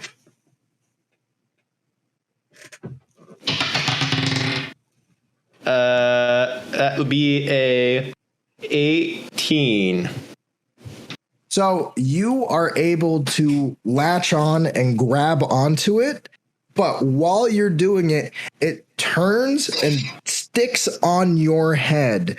You take 23 points of psychic damage. Oh, okay.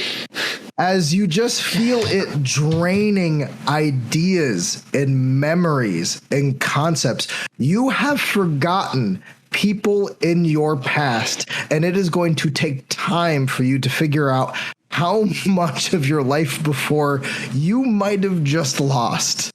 Because it felt like a lot from just a bite from this thing. Can I bite it back? You absolutely may.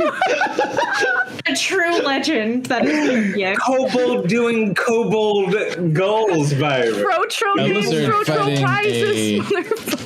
Duck creature. So that's squirrel duck. I'm not currently raging, so that's only 1 plus strength damage, I assume, right? Yes.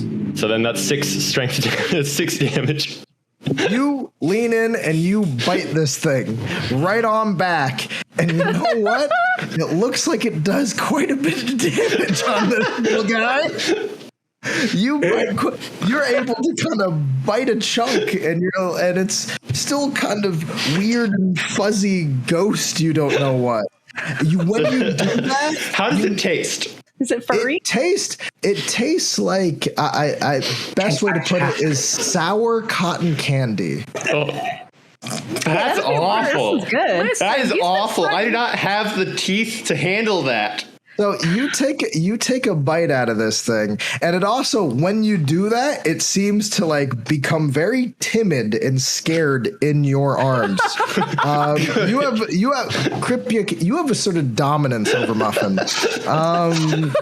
And a way back to assert dominance. Everybody, please enjoy Dark Dominion, where we get to witness kobolds doming Platypite. That's true. You'll only see it here, kids. You'll only see it here, folks. Only from Brill. We are going to jump over to Adara, who are you firing on? What are you doing? There's still Strahd there, by the way. Just shoot Strahd. So Snow comes over, tries to mouth at me, lift an eyebrow, and just figure out, don't shoot Strahd. And then suddenly, chaos. Yes. I see Trotro go flying because suddenly Gift appears. Then I see a kobold come down out of the sky onto the flying platypus, which we don't know it's a platypus, and go, "Peh, that's sour." And yes. So, being very, very confused, I just look at Snow. What in the 9 circles of hells is happening? I guess that's when I would have say, Trotro's keeping us hidden from the Dark Dominion. That's all I have time to say. I can't really elaborate. And finally, we have, quickly, Glunky, what are you up to? Oh, great. The sloth goes last. I get it. Confused by everything that's going on, but I'm going to stay to what I said I was going to do, for better or worse. So I'm just going to run in and attempt to use Hand of Healing on Strahd to alleviate him from whatever it is that is holding him down. You do so. you are able to not only free him from his bonds, but how much are you healing him? 1d6 plus 3. So 8. You notice that there are cuts and scratches and all sorts all over Strahd's body that looks like from, needless to say, monkey bites and slaps that are now healed up. Strahd is still looking very unconscious is the best. Like, he is in and out of it still mentally. Trotro, now that all of you are kind of in the center, Trotro, who is caught by a gift, goes, whoa, big misunderstanding, guys. Big misunderstanding. You found me. I am so happy that you found me. In the middle of that, she's just going to squeeze his throat a wee bit tighter just to be like, yeah. Okay. All right. Yep. We can talk about this. I just need my throat to talk. Yeah, she loosens the grip, but it's still holding. You've seen me, Brill, when I have my cats and I put them on my lap and I'm just like, you're mine. Like, it's that grip. I wanted to mention really quickly with Hand of Healing, I can remove one status effect from Strahd. So if he were paralyzed or stunned or poisoned or blinded or deafened, I could remove those from him. Then he is now up and thinking and talking. Fantastic. Huzzah. Awesome. Hell yeah, Alden. Are we 100% sure that's a good thing right now? Nope. No. Okay, as long as we're all on the same page. I mean, we've only ever known Strahd to be chill. Yes. He's a very chill dude. He's a nerd. I mean, we also did think that Trotro was Chill, just a dude with a boomstick. And it turns out he was fucking Loki the whole time or some shit. No. So to remove a key point. I know this looks bad. Yeah, you could say that. Understatement. Explain. Guys, listen, it's really hard to make a living in Hasland, and there are gullible adventurers that come through the desert all the time. You do the monkey bit, and usually they adopt you. Oh boy, I really don't like talking about the scheme.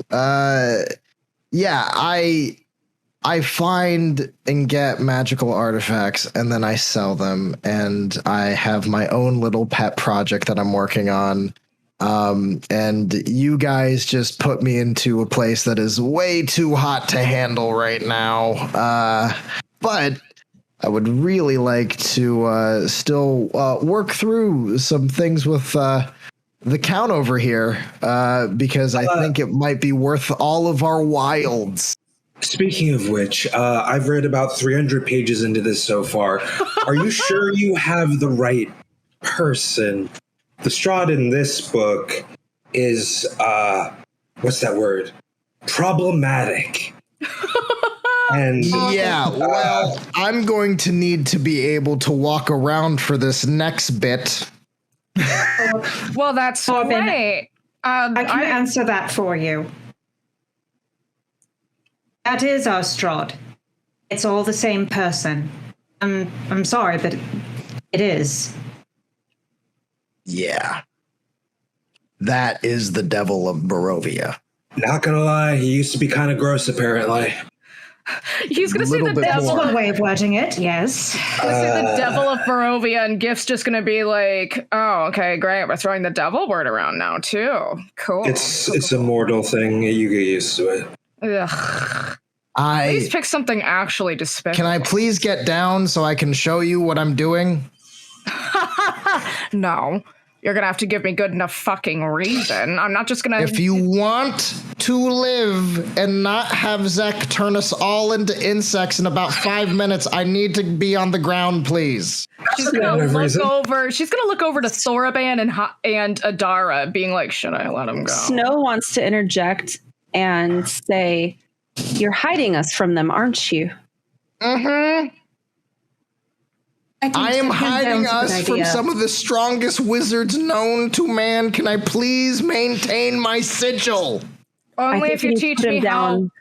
I think you need to put him down, or else they're going to find you. And then, and then under her breath, and she's like, and then my time's up. Gift is going to say, only if you teach me how to do it. And she's going to let him go. Can any of us roll perception? Because I was standing right next to Snow. Do I hear her say that? Yeah, you can roll. What's it? If you don't mind, Snow. Yeah, you can roll that.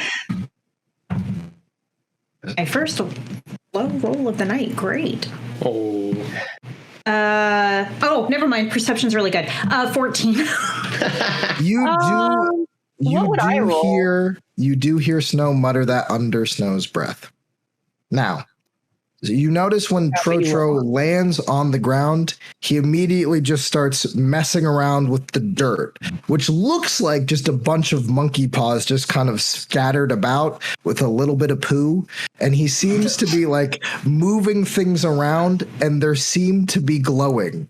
He stands up and he goes, "Oh my God. Okay. Listen, my name is Trotro. I am a practicing magician, and I am quite good. My master was Zim, and I am currently trying to raise enough, we'll say, capital to finish off a spell he started. And you guys just walked me into one of the best mages in all the world." And he points over to Strahd, who is weeping. Just completely broken up. I can't believe I did all those things. Do you remember? No.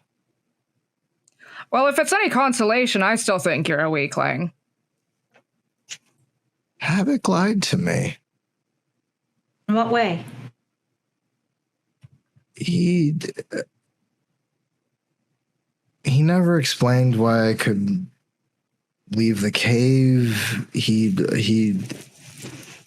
always told me to stay away from city. He was protecting who I was. I had no idea I did all those things. So he lied to protect you. Yeah. And now apparently this is what I heard a lot of people. I walk over to him, take his hand, holy symbol in hand. There's always time for forgiveness and for you to prove you're better than your former deeds. He holds your holy symbol, which burns in his hand. Thank you very much. Trotro is also actively kind of looking around the room. Okay, so we are in a little hidey hole right now, but they are still out there, and I have a plan. Oh, great. We're going to trust the talking monkey.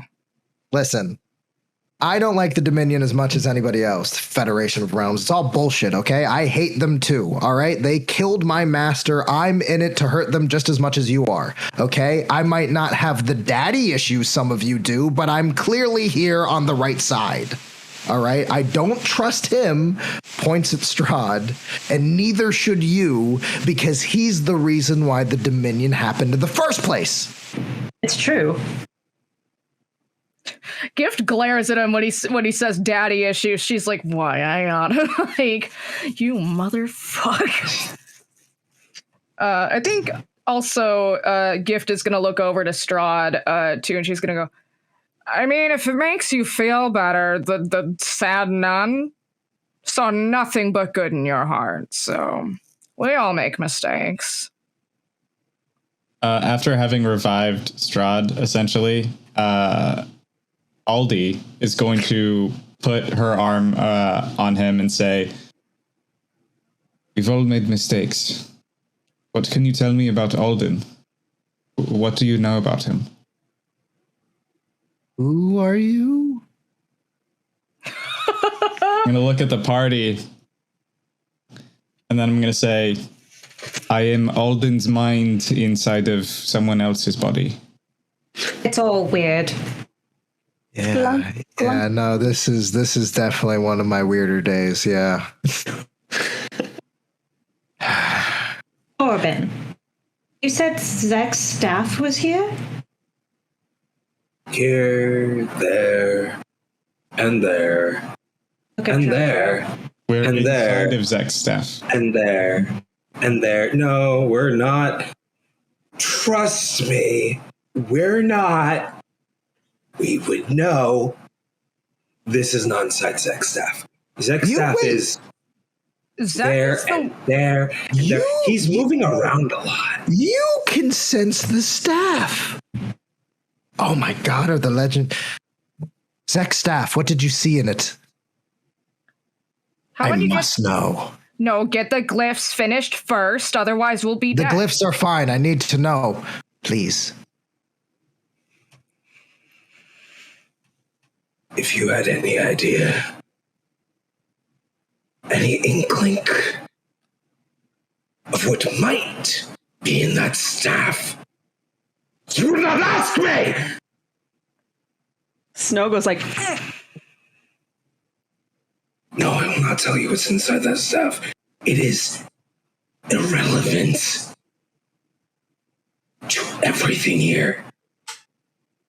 And if I can help it, it'll stay that way. You understand me, you fucking monkey! Corbin, what happened to you? I'm going to cover baby. What happened to me? Gift wolf whistle, she's here. 200 years in the dark!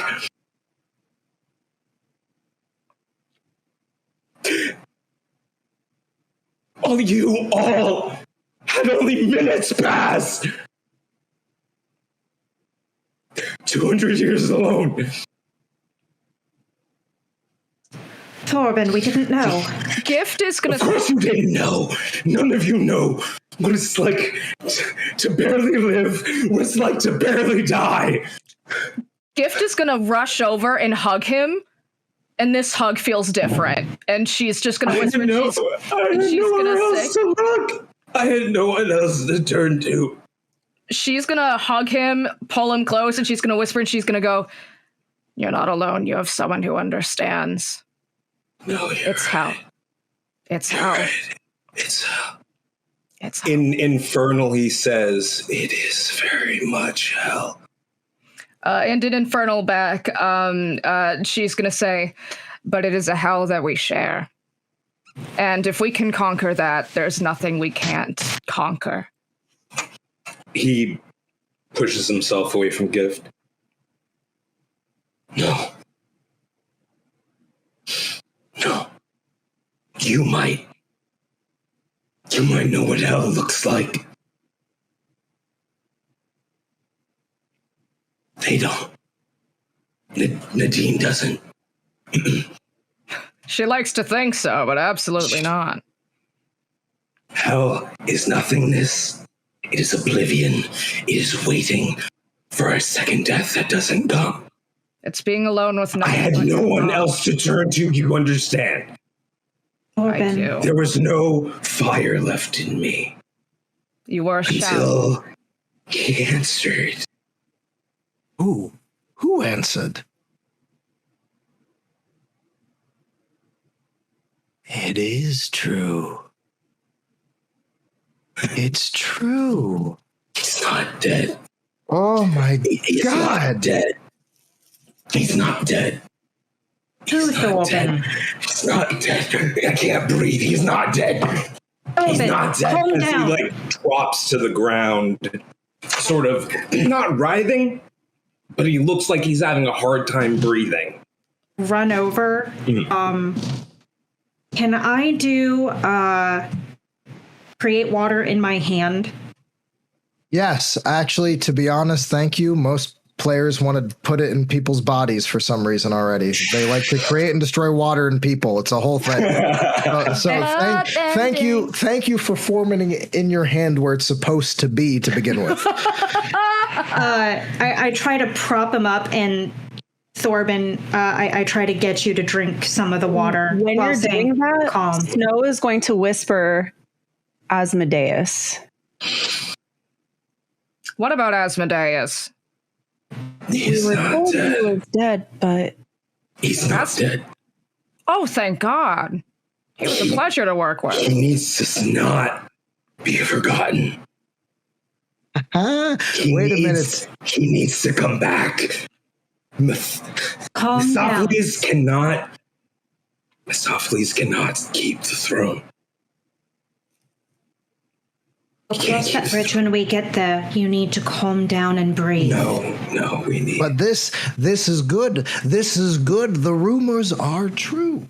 Trofro, what the fuck are you talking about? I have been hearing for a long time. Zim and I would go to all the different conferences through the Red Keep, through the Scarlet Mist. We would always find different places to learn and grow. I was his apprentice. He found me to be quite sharp, and I was talented for a flying monkey. But I will say, and he kind of points over, there was a rumor that Zach, the new High Shaper, was not actually the secret holder of his power, that he didn't study the arcane, that he was good at binding magic and would bind powerful spirits to him. He's a thief.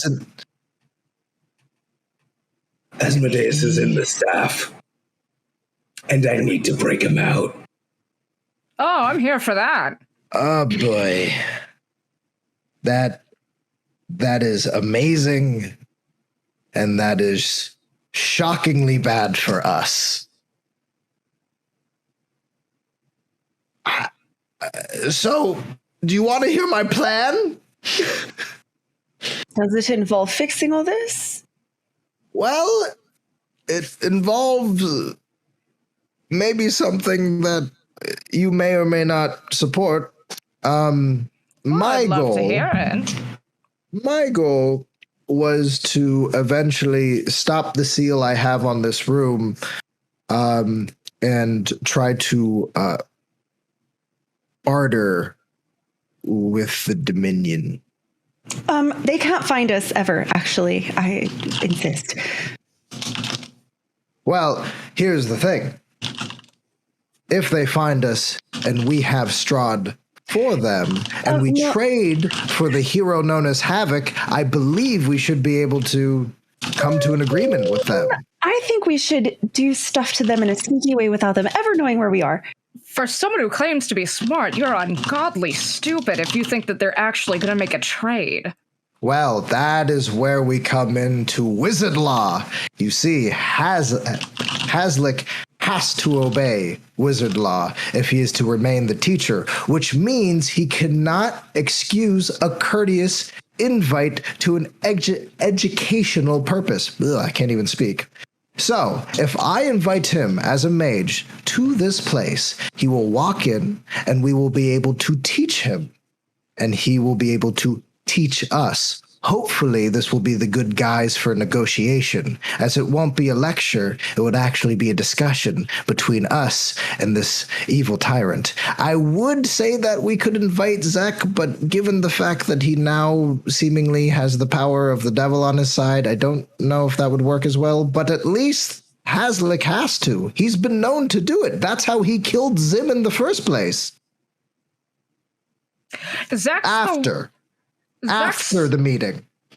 Zach's the little goblin, right? I was looking through Nadine's eyes. He's the one who removed the nose, correct?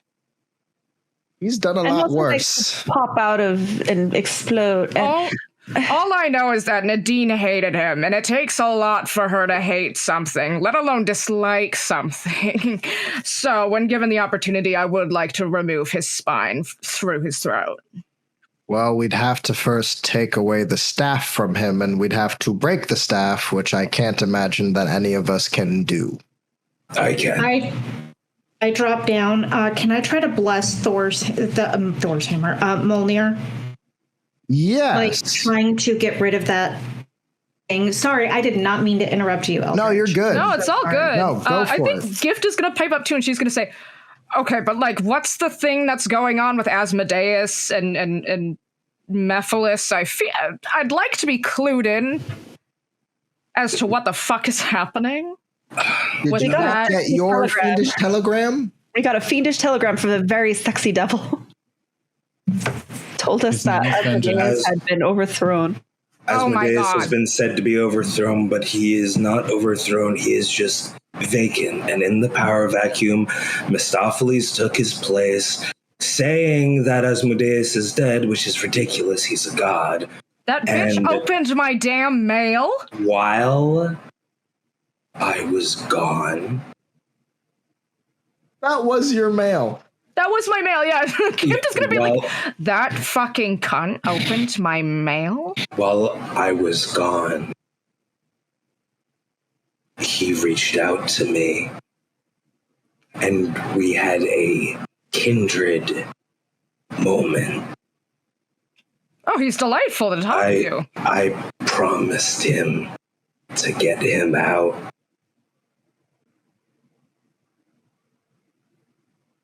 You made a deal with Asmodeus. That's what happened. You gave him your soul. Azara, you have to understand. Please. You missed me for, what, an hour? I missed all of you for over 200 years. I don't feel like I'm talking with any of you anymore. It feels like I'm meeting you all over again. You're just strangers to me. It's been like that since I bumped into Snow. I have no doubt you are the same people. I'm not.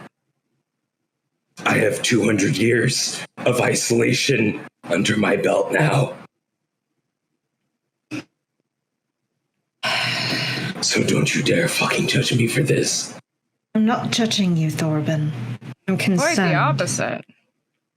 I'm worried.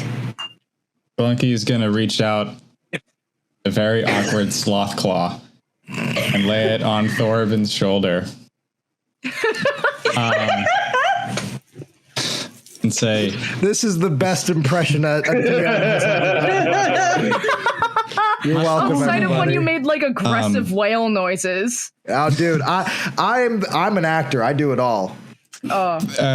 Thorben, this may be hard to understand because of the facade that I have now, but to explain it quickly, Lunky and I have switched places so that we can maintain our corporeal forms here. You know, 200 years, and I still remember your voice. Isn't that weird? I don't think so. In order to do that, I had to have very strong memories and feelings for everyone here to bring my mind into her body. And for you, that feeling was hope. And I think, regardless of how you've changed, it must have been hope that kept you alive for 200 years. It must have been hope that brought you here after all of that. I think you still have that. I don't think you understand. You can't take back the darkness you were stuck in, but we're here for you now. We can't do anything about that, but we want to help you. That's all we can do. Then you can help me return the status quo to the hells. I will not ask you to go with me. I'm already in. But the afterlife I've known before, I'd rather spend eternity in the 9 hells. So it's only my soul on the line right now. And now she blesses Molnir. Go for it. Yeah. What are you rolling anything in particular? Or no, it's just the spell bless. Yeah, I'm looking it up for you. If there's something else you guys need to do. Yeah, while you're doing that, Snow isn't really saying anything, but she's observing Thorben very closely and hearing this. And I think that you describing experiencing 200 years in loneliness, oblivion, and missing those you're close to is kind of making her tremble a little bit. And you're kind of finalizing fears that she already has for the future. And she's extremely unsettled now. Gift is just business, talking to Tro and keeping things like aligned. Can everybody give me their passive perception? 21. 19. 12. I'm looking. Sorry. It's okay. Passive perception is 16. I have it memorized because it's my whole personality. So yes, the blessing. It was the wrong spell. I meant lesser restoration. Okay. Sorry. That does not seem to actually affect this strange glob on the hammer. However, when you try to actually cast on it, your mind. Oh God, we're dying. No, it is your mind is cast back as you realize, holding onto the hammer, trying to cast a spell, that it feels like you're tussling with something, but you get visions of the hammer's past. This thing has been everywhere. You feel hundreds, thousands of other heroes that have picked up this item and have torn through villains, cruelty, the wicked. It is a hammer here to smite evil. That is what's here to do, but it is confused. You are witnessing the end of that first thing you saw when Havoc once ran to Ravenloft, and you are seeing the final moments of a fight between Strahd and Havoc in the great dining hall of Castle Ravenloft, where you see Havoc, a much younger man with black hair and a black beard, swinging wildly at a Strahd who is ducking and dodging and mocking Havoc the entire time. You are also able to see what looks to be a younger Evander and a much wiry and odd-looking haired man in the back trying to peer through into the room, watching intently as the fight continues. It seems like there are things getting knocked about, tables exploding as Havoc misses and misses and misses as you see the dread come on his face till eventually Strahd knocks his hand, the hammer is loose, and Strahd grabs onto Mjolnir. From his hand, you see this inky pus rise up and wrap around Mjolnir's hilt up to the actual hammer, pulsating like a heart. As Strahd holds Havoc down with his hammer above him, I am victorious. I am Strahd, the great and powerful conqueror of the Dominion. Havoc looks back to Evander, who is running in with his sword, about to slash at the back of Strahd, when Strahd whirls around and hits Evander with Mjolnir. You shut out of the vision. As you all look over, briefly, as all of you were talking, you noticed something. Strahd is still seemingly a little bit mixed up. He's dealing with a lot. And while Thorban was having his breakdown, you notice that Strahd is quietly looking over the room, particularly to said torture device. And he seems to be very lonely looking into it. And the 3 dots on his neck are subtly glowing. As Tro, seemingly also, is trying to cast something on those dots that all of you caught him in the act for. Tro is not as sneaky as he probably should be with all this, to be completely honest. He was really been rolling low tonight. I was hoping the monkey would do better. I feel like with my 21 passive perception, as soon as he starts doing that, he is going to see the tip of the staff right in his nose, and he'll follow it up to the anime where the shadows are on like yeah. Okay, listen. That is the spell that is keeping him him right now. Then why are you being sneaky? Then why are you trying to get rid of it? Because I'm going to be honest. If we are going to be dealing with the Dominion, I would rather be dealing with somebody who's a little bit more violent and a bit aggressive on our side. And if we return him the way he was, maybe they'll leave us alone. You don't think that the way he was will turn and try to kill us? Can you please roll insights now? Yeah. While she's doing that, Adara stands up, pointing 21. with Mjolnir at Strahd and yells, "You did this!" I did. Fix it. Now. Where is my stat? I do not know how to. And what This did you is do not my so stat. I can fix it? I don't know. I do not know. The night that the castle went under and I lost, the last thing I remember was trying to kill Van Richten. That was it. Can somebody pull up the book? The book that has the Strahd's, Oh, no, yeah, that's like way later. Maybe that'll say what he did. Huh. So, what was your insights now, by the way? 21.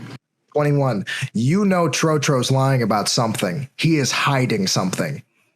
I'm going to cast Shillelagh on the weapon, and so little ice goes from my hand up, like rhyme up of the staff, and like 3 little shink goes right before his eyeballs. Ooh. If Snow is going to roll Intimidate, can I do something to give Snow advantage? Yes. Can I also give myself guidance? Yes. Yeah, no. The scariest thing that's ever faced this monkey. So not only is this going to give you advantage, but I'm going to do it as a bonus action to give you Bardic Inspiration. I have so many things I get to add to this. So Thorban is flipping through the book to that chapter, and he says, Trotro, I don't know if you were paying attention to what I just said, but I have 200 years of isolation under my belt. Don't find out what 200 years of pent-up catharsis can look like. All right. Okay. Well, I'll tell you what I got. Damn, this I'll tell you what crazy. I got. I got 26 intimidation. Okay, I'll tell you everything. Okay. Haslick killed my master because my master was working on an infinite awakening spell. He cast it on me right before he passed away. It was very sad, and I have been taking up a revenge path, which hasn't been working out very well. I've been working with so many different parties, and they all sucked. They all died immediately. I would steal their magic items, and they were all bags of holding. That doesn't help anybody. Oh, God, I love that meta humor. So I was hoping that if I could get the Count Strahd, that he would let me into his famous study where he has apparently torture devices and weapons and things that I could maybe use to kill Haslick, because that is all I've ever wanted. And also, I was kind of hoping to bring him here and kill him too, maybe, which is why I already invited the Dominion to be here. What? Did what? Gift is jumping on him. She's tackling him. What a traitor. Like slowly walking Cripple's backwards towards "These guys, it's door not me that you all anymore." came out of. What do I need to roll? What do I need to roll to tackle this goddamn monkey? Are you grappling? Are you attacking him?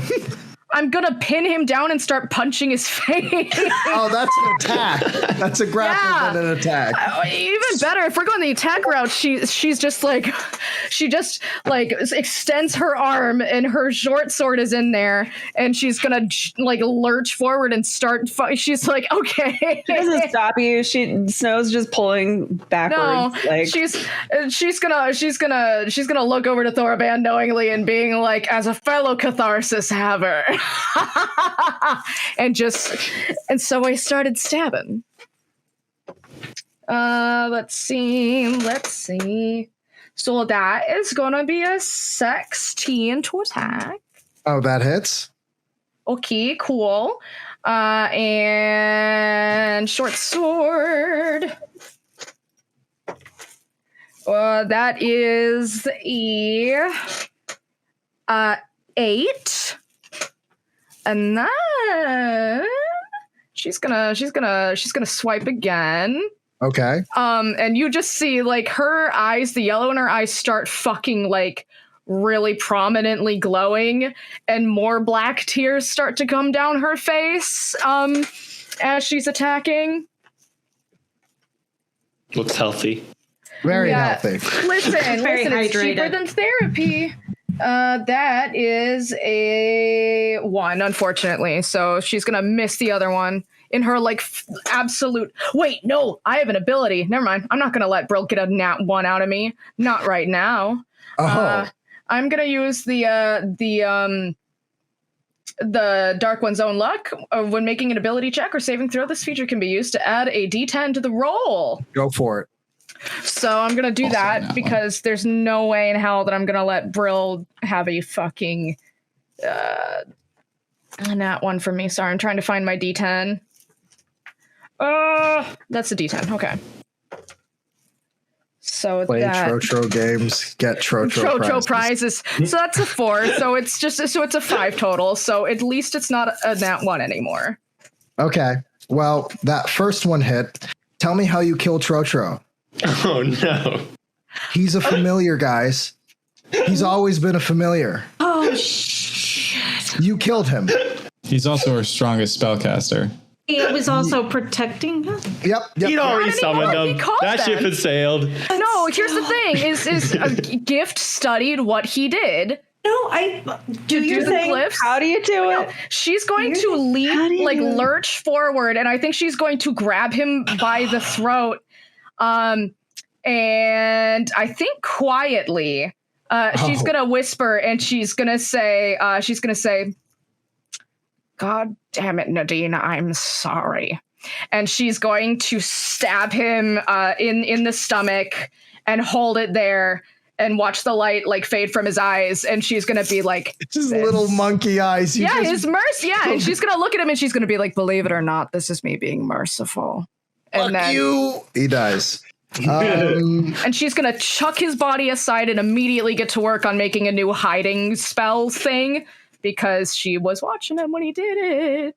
So you can roll Arcana and make an attempt. Okay. But yes, Trotro collapses dead, and you do see the runes on the ground begin to fade. Because remember, I said it, Brill. I said it out loud. I was like, only if you show me what you did. Let's hope you were paying attention. Well, she was, but... Well. Magic-y. Never mind. Nope. That was well, one. Right. That was a nat 1. The demon gets the party killed. Bye, everyone.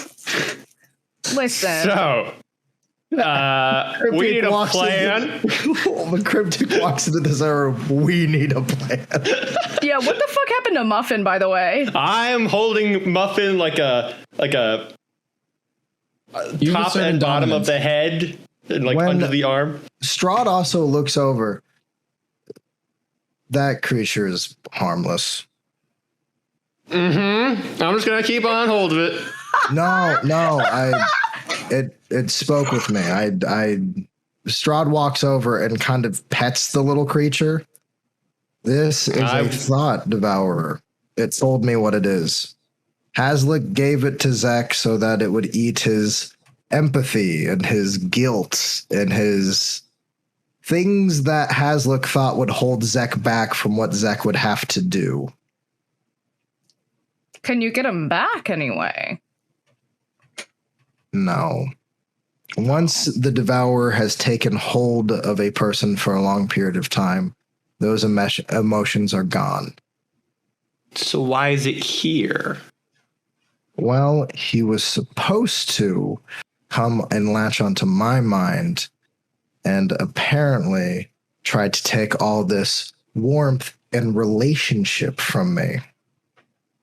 Why the fuck are you saying it's harmless then? Well, it doesn't mean to eat what it eats. But it's doing it anyway.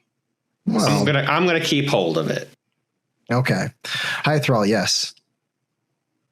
Orban, is there anything you can do for us right now? Yes. Everyone look over a gift. And Thorban is, by the way, Adara, this will be offensive, so you might just glare at gift, clench my jaw, turn around, grab my holy symbol, and start praying. He bites into his own finger and starts making blood sigils on the ground. Don't look, baby Brill. Yeah. Baby Brill goes, oh no. Listen, I have my hands listen, I am going to make a direct contact with the demon in the 9 L's real quick. I am going to be receiving instructions on how to do this. And if the demon knows what's good for it and its place in the hierarchy, it's going to tell me exactly how to reseal this thing. I'm going to need no interruptions. This will take 10 minutes. If something tries to come through, you're going to have to stop it. And he's going to do the thing that we talked about, Brill, over the course of 10 minutes. And he's going to use that time to commune and get instructions on how to reseal the spell that is being undone because of Trotro's death. Yes. I got you. Hate man. Is there anything I need to roll for that, or is it just dedicate 10 minutes? Dedicate 10 minutes, buddy. Gotcha. I go over to Trotro's body and pray over it. Gift is going to intentionally spit on the body while you're praying to it. And she's going to say, you can pray all you want, hon. Sometimes people are just shit. You know, this is why Nadine loves you so much. I do the things that Nadine is too weak to do. Like putting in a position for all of her friends and loved ones to die. Keep praying. Gift is going to say, they were already dying. It was self-defense. I held up my end of the bargain. When about the cat is like horns. Mommy, what are you doing at work? Yeah. So we are about 2 minutes into the spell with that prayer happening. You all hear at the door a... I did not hear that. That was a dut knock at the door. Is it a fiendish telegram? We all hope so. Okay. So that's the don't open this door. So we should absolutely not open the door. I can shoot through it again. I'm kidding. Where am I? Can I use some kind of perception to maybe sense some sort of maybe familiarity or like insight hints? Hello? Whose voice is that? Whose voice is that? Hi, please let me in. Who are you?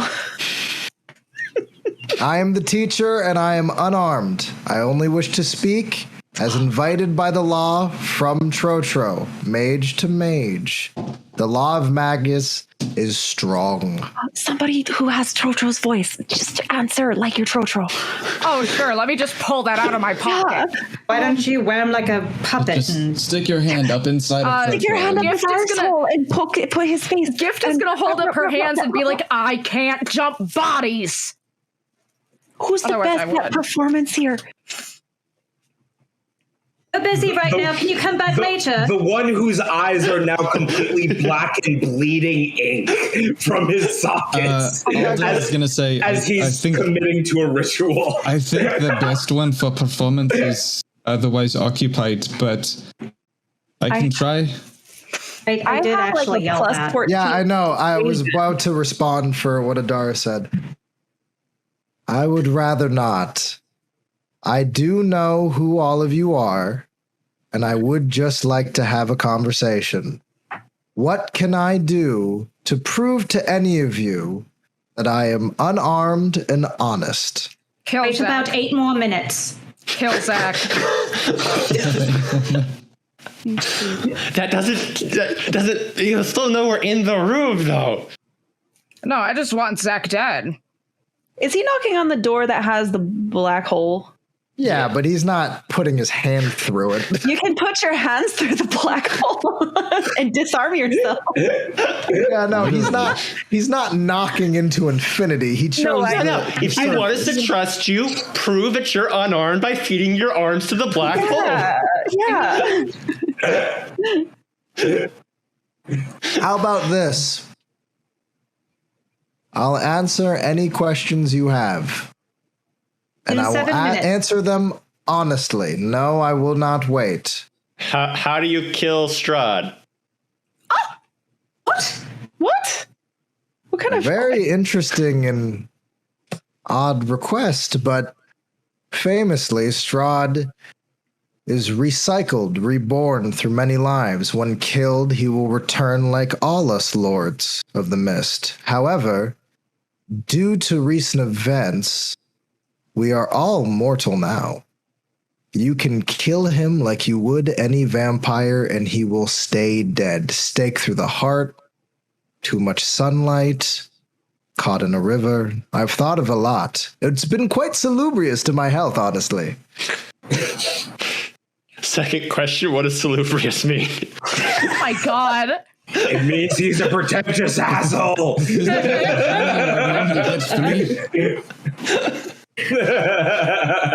Well, it means quite excellent. It's been good for me.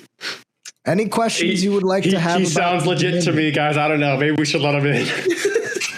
I think Gift is going to ask, what does the Nightmare have to do with the Dominion? And is he a friend of yours or an enemy?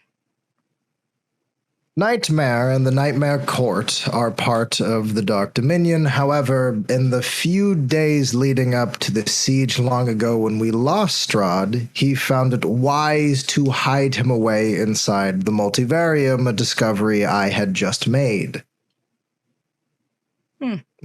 Now, normally, keeping him on a short leash has been probably the best, because while he is a great and terrible punishment giver, I guess is the torturer, I guess. What is the word? I know salubrious, but I don't know this. Oh, this is going to bother me. I've got one. My type. Continue. Either way, keeping him on a short leash has been helpful to us, but occasionally he likes to go a little bit off on his own and try to torture one of us, which you can tell we didn't enjoy. So I do think it's interesting, though, that you're asking about him. It sounds like he must be free then. Interesting. Does that make you scared? Well, it just means that I'm just going to have to put another leash on him. Hythrall, do you know who I am? Well, your energy seems like Glunky, but you are not Glunky. I can tell you that much from your voice. You are currently a tether, though, and you are also making this multivarium skyhook very odd, as the multivarium itself seemingly wants to digest you. I have only a few questions with hopefully simple answers. Do you know what I am? What is my curse, and what do I have to do to go back to my family? I do. I know every curse known to the mists. While I may not know it specifically, if you give me time, I can cure anything. I can grant any wish. I am the master of the arcane. We still have 4 minutes to go on that spell, by the way. Don't worry, boys. Stall him. Are you planning gonna look on at the rest of the killing? party and just shake his head like, no, Yeah, I don't believe it. It's not worth it for me. Gift is going to ask, okay, if you're being honest, are you planning on killing us? Not yet, no. Is there any avenue where you don't kill us? In 4 minutes. Well, maybe not all of you, but there is a few in particular that I'm afraid must go. You understand, it's just business. Oh, painfully so. Some of you are too dangerous to be left alive. Am I one of them? No. What's your interest in this whole endeavor? Well, to be completely honest, we've been looking for Strahd for years and years. You know, it's funny. We noticed it when we got Havoc back. Have you noticed that he's looking a little bit younger? I bet you he is. It turns out that they were using illusion magic to seemingly grow old together. Isn't that disgusting? They're both immortals. Oh, he's been so delusional, I hear. Look down We at just him. need to bring him back. Bring him into our fold, and I don't believe you'll be able to cure the spell on his neck, and I will be. I'll give you Havoc if you give me Strahd. You'll have the hero of the Feather Keepers again, one who marched into this castle and destroyed it all those years ago. Havoc is the great fighter and is still worshipped throughout the many domains. People Look cry at the out hammer to in my him. hand. Look down at the hammer and at the door. Are we gonna let him in, or are we just gonna continue this Snow's convo gonna through the pipe door? up. Is the Trent really yours? Is what? Is the Trent really yours? Oh. Do you really want to talk about him too much in front of your friends? No, that's all I need to know. Thank you. Look at Alden Snow. is going to look at Adara and say, Adara, do you remember what we did before therapy? And he's going to point to the wound in Glunky's body from the gunshot through the door. Oh. That? Such. What? You shot Glunky through the door right before we did therapy. So, yeah, hold out the arm.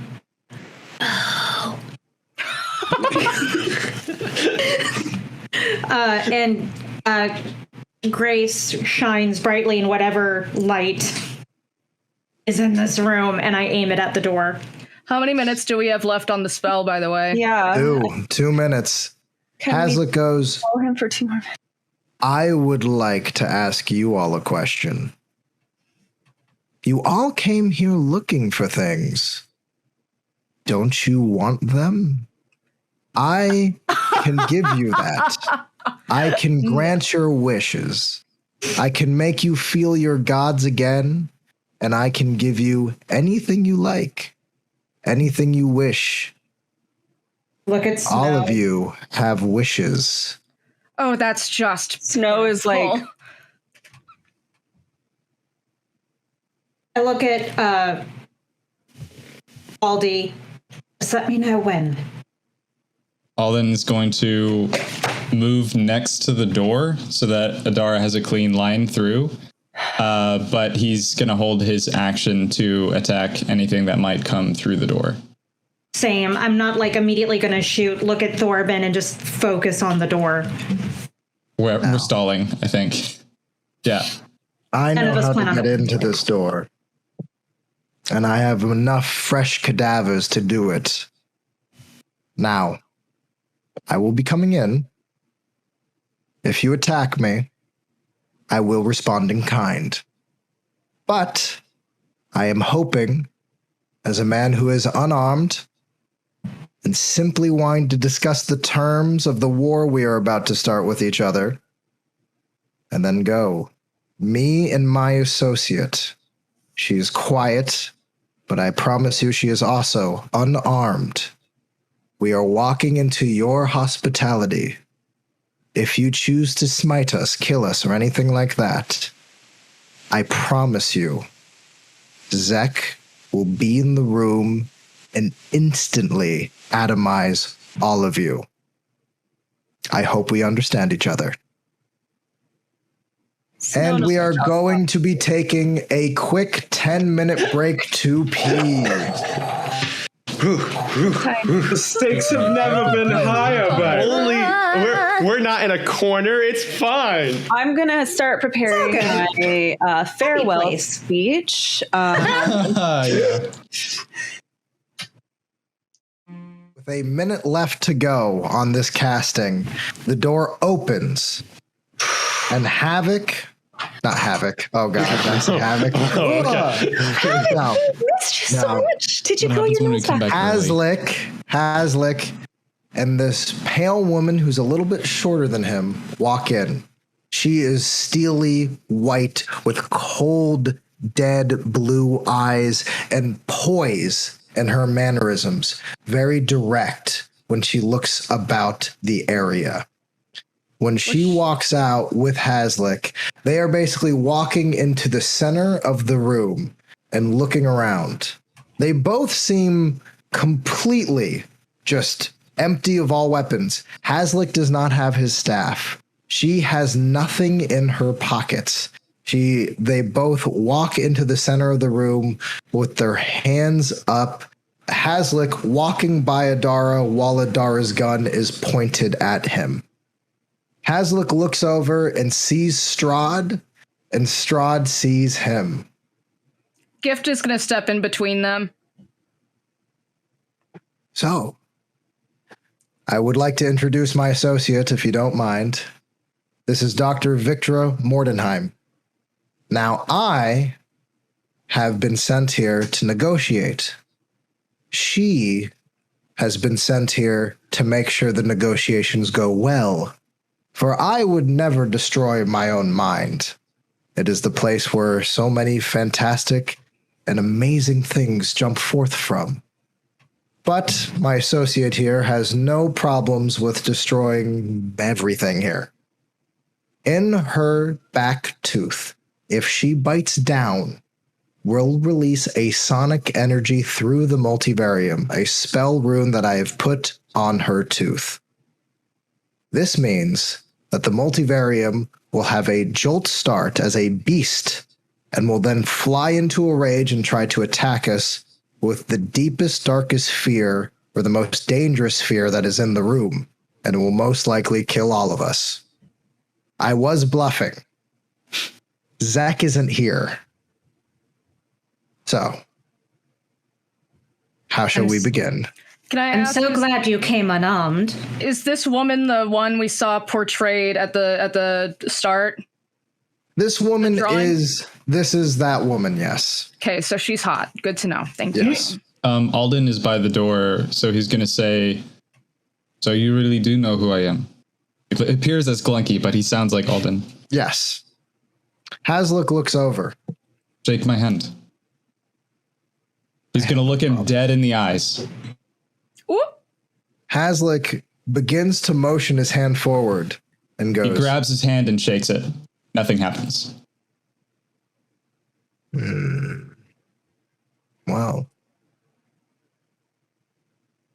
I will say Havoc was right. You do like shaking hands. All right. So, we have a shadow warfare between our two groups. I'm assuming that all of you are speaking for the Doomwoken as well, correct? No, I'm speaking for myself. It's more of a contractual, contractor position. I'm not really Doomwoken. I will say that the Keepers and the Doomwoken have been quite the pain for the last, well, how should I say, a couple of centuries at this point. Haslick points over to Glunky. She, in particular, has been quite the freedom fighter, quite around the place. So, now that we're here, I'm afraid that we are on strict timetables. We would like to leave with Strahd. And we will give you Havoc back. He is far more valuable to you alive than for us to kill him in a cell somewhere. What state is he in? Well, this is where things are going to get interesting. May I reach Havoc? May I reach into my pocket?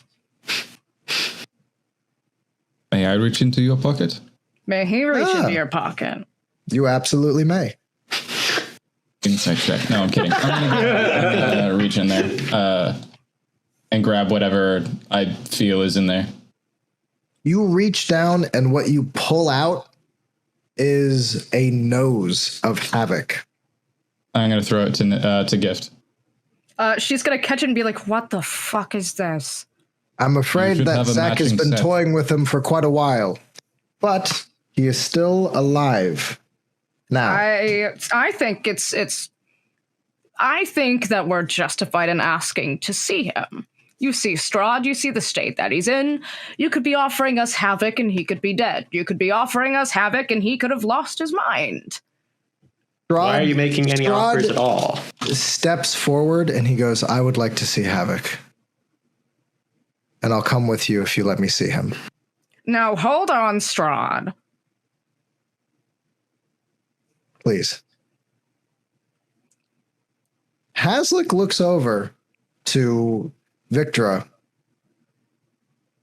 If she may go to the door, she can fetch him quickly. We're not giving up any flesh to open it, but sure. Can I accompany her to make sure she doesn't pull anything?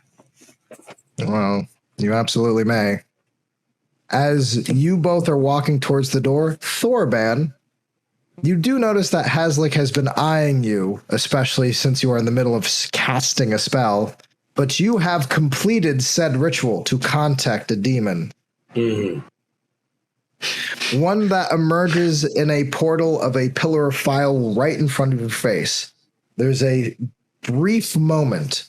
What are you asking of it?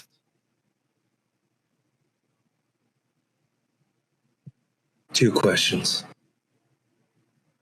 And is this like all in real time or in like a split second? In a very quick moment. And you're able to do this very privately, mentally. Yeah. He is going to say, I need this dimension, this pocket dimension resealed.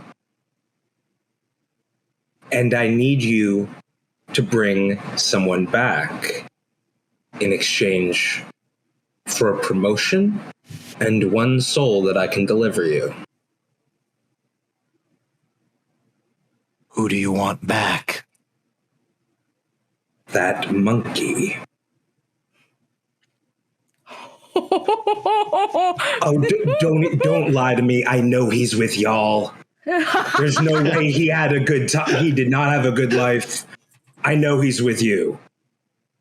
So, Thorben, you kind of, the portal, literally you hear, as you wish, we will try.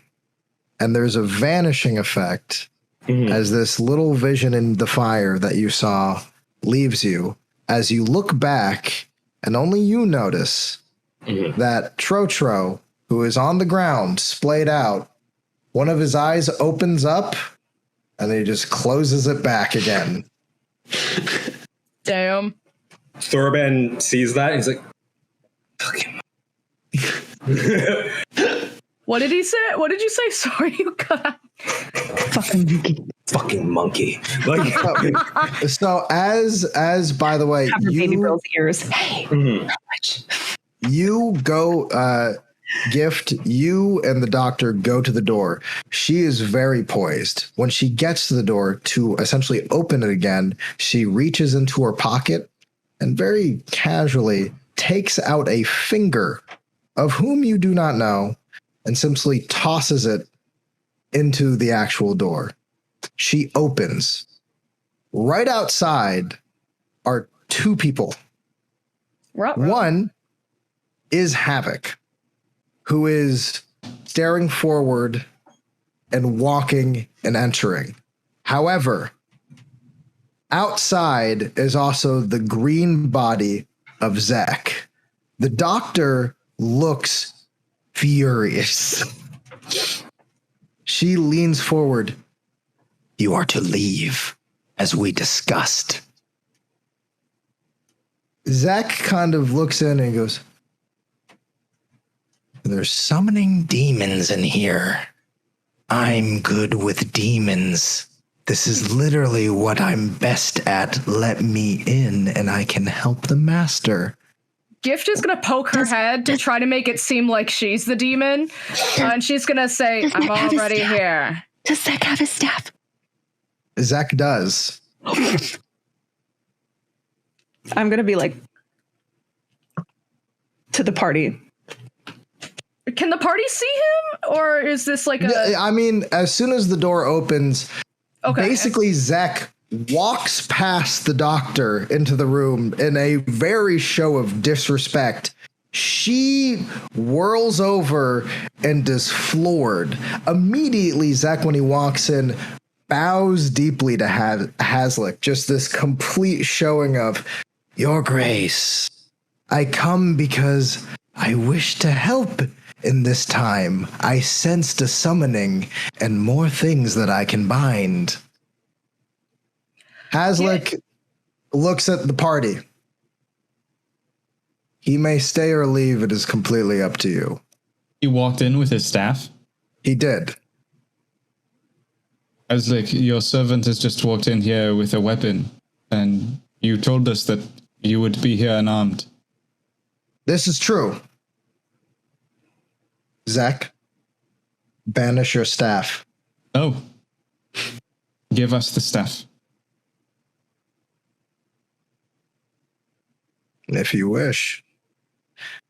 Haslick reaches down and takes the staff from Zach and walks over, and you notice he turns it facing down, the skull, downward, very cautious not to look into it. And he hands you the staff. Alden? Yes. If I may... Gonna take it facing down, not looking at it. While Zek is kissing the teacher's ass, I think Gift is going to try to, like, mutter to the doctor and just start saying, how tiring must it be to be disrespected by a small little loaf? It is far more tiresome to be negotiating with insects. Oh, with insects? You think me an insect? I find you smaller. Oh, smaller. How adorable. Why are you talking smaller. to me? Because you need to be spoken to and placated. Are you afraid of dying? I can't die. Where there's a will, there's a way. Snow's giving Alden, like, while this whole distraction is happening, Snow watches Alden take the staff and she's like... Haslick then tells Zach to be quiet in the most shut the fuck up now. And you see Zach very, very graciously basically just put his head down and wait. Havoc enters the room. Havoc is staring straight ahead, but you see him kind of move a little bit.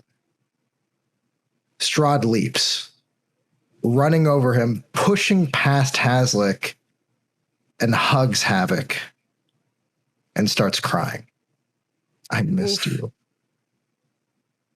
Havoc doesn't seem to react. Strahd grabs his face. Come on. Hi. What's up? What's up? What's happening? Talk to me. Please talk to me. What'd they do to you? Havoc is very quiet. And then all of you hear a very faint thing in your head.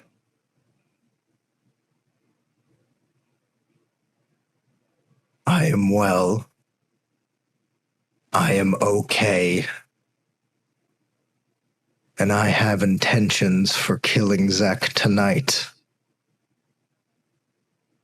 Alden is walking the staff over to Thorben. When he makes it there, he's going to tap him on the shoulder and try and hand it to him face down and tell him, you are still my hope. And he's going to give him the staff. Aww.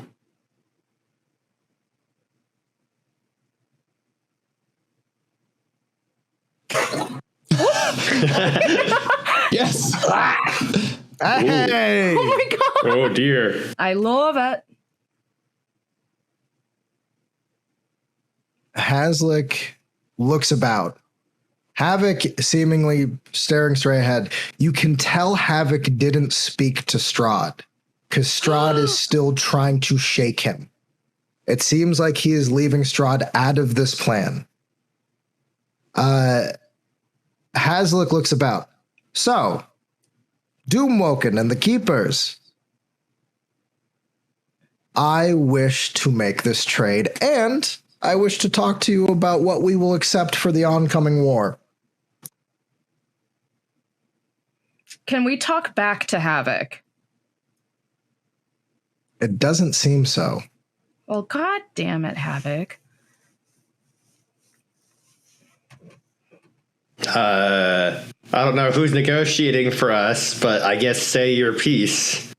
Please do. We wouldn't be here if it wasn't to have an amicable exchange. Clearly, Van Richten believed in all of you. Evander believed in all of you. Mm-hmm. Yep. That's us. We're big heroes. Well, one of you is also holding the weapon, holding that artifact. So, what will you accept in these oncoming wars? Is assassination attempts allowed? Shall we go after civilians? Please. We wish to be civil, and we want to figure it out now. To be honest, I would like to move this up to a dining room rather than this pit. We were hoping to meet you upstairs, but if this is where you want to meet, so be it. I think we are still expecting one more. You're muted.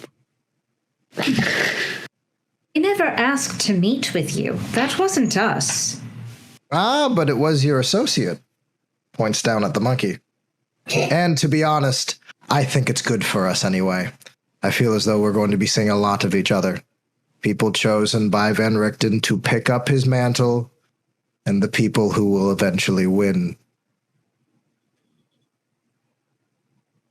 I'm doing this as a respect for you. You just admit we're going to win, so why not just go ahead and surrender now? Oh, no, I meant us. You will be grind under heel, but before that, I wish to give you the honor of being people and your kobold. Please. He's a people. He's more of a person than your friend here. And Gift is going to gesture to the doctor. Victor, no hard feelings, love. At least bugs are alive. I will say she is not much one for humor, but please, what can we expect? What do you intend to do? Or, if you wish to squash things now, we can just walk away from all of this. I can help you go home. I can give you what you've been asking for. Give me Strahd, I'll give you Havoc. Just work with us for a moment. Please, cooperation. For a moment. I can't believe I'm the one who has to be saying this, but I don't think we have any say in what happens to Strahd. And the only person who has a say in what happens to Strahd should be Strahd. You're right. When Haslick looks over to Strahd still trying to shake Havoc awake, I'm afraid he seems to be wrapped up in his own little perversions. So please, how are we going to continue? So let's say for a moment that we weren't given a full set of instructions by the great and powerful Doomwoken and Keepers and all the people that you're scared of. Oh, that's quite interesting. They never informed you of anything.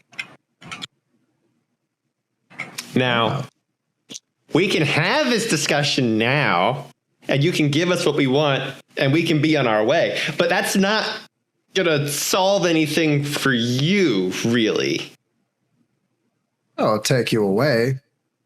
Yeah, it's good for me. Yeah, that helps us for sure. But it doesn't. It keeps you out of our way. We have very specific plans and timetables. I cannot be dealing with all of you this consistently.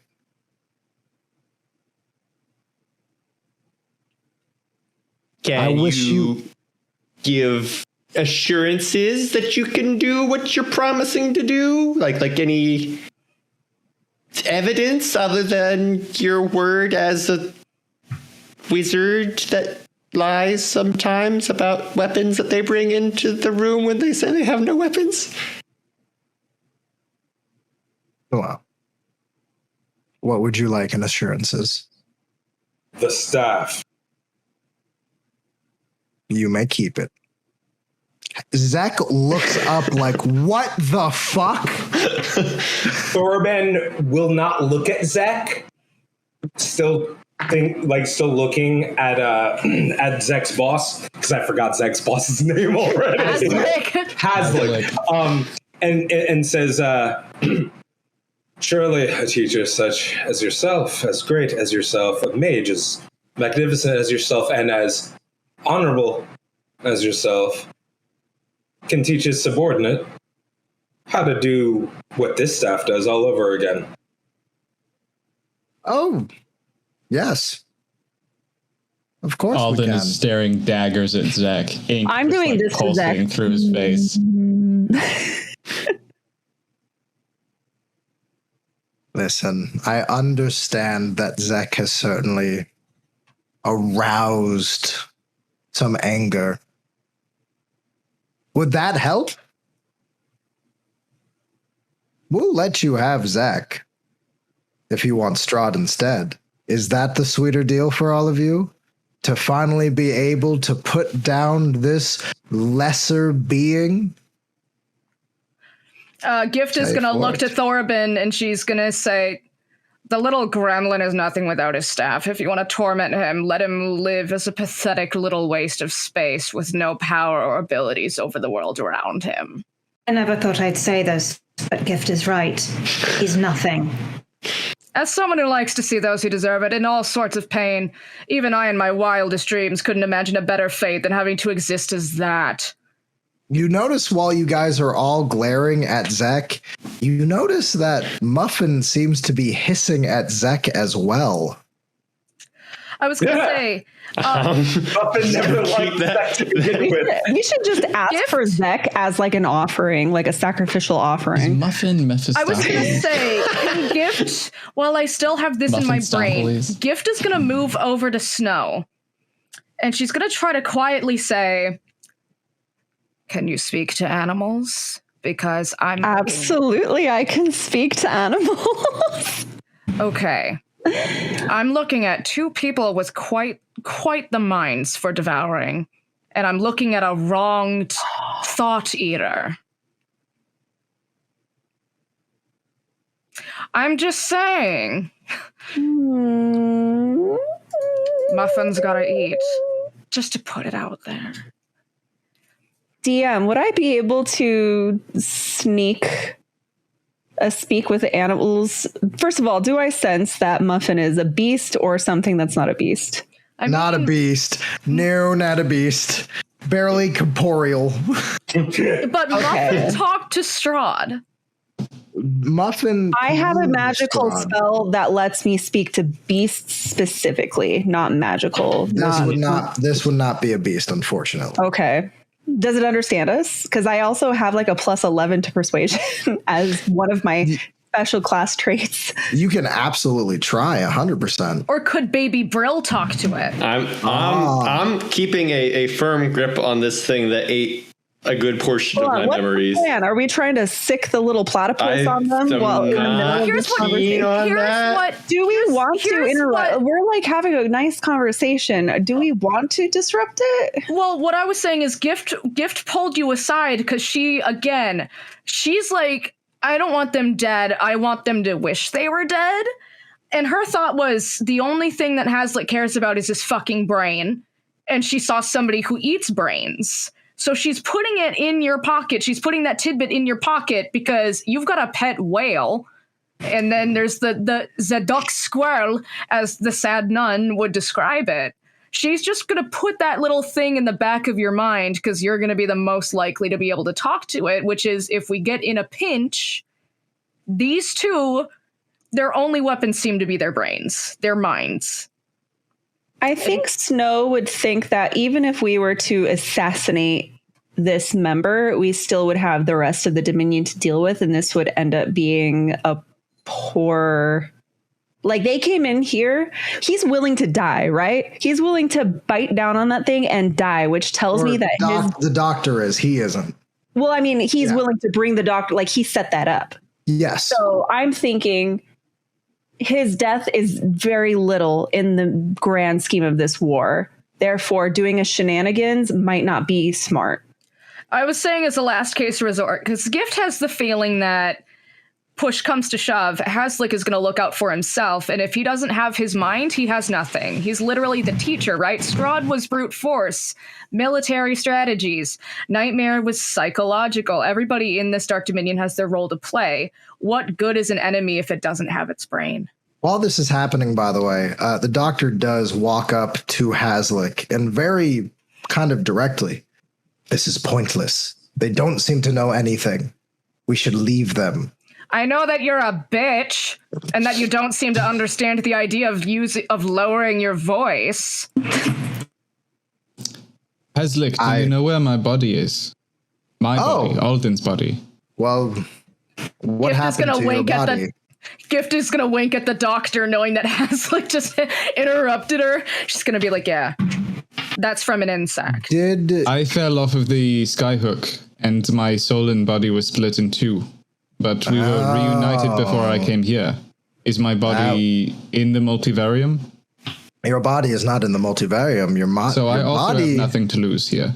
Your body, well, if you fell out of a skyhook, your body's in Blutzburg, the realm of mind flayers. It's not been we an don't issue go so far. there. Well, until they start cloning you and your curse. They have a tendency to do that. Ooh, is that a problem for you? Well, it could be your face killing a bunch of people. That seems more of a you problem to me. Gift is going to look over and she's going to be like, your face killing people isn't a problem. So, are we going to discuss these terms? Or are all of you just more willing to talk about killing Zach and not do this trade? So I have a proposal. I'm all ears. As we seem to be at a standstill, both parties have something that the other party wants. Some parties can easily take it, but that's not why you're here. We keep the staff as collateral. You can keep Zach. You can still have use for him even when he doesn't have his stick. And bear with me for the whole thing.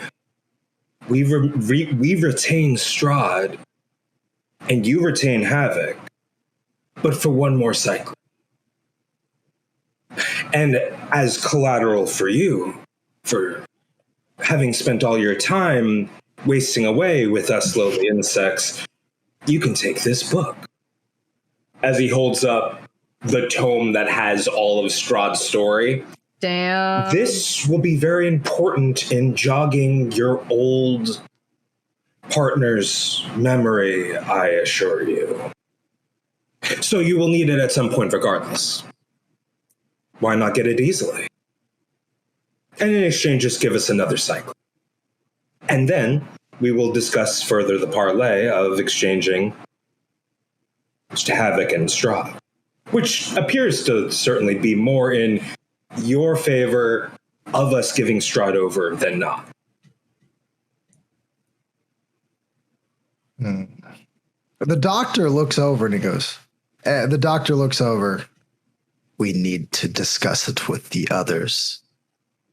And Haslick looks over and he goes, they gave us the ability. Deal. Thorban hands the book to Adara. Here you go.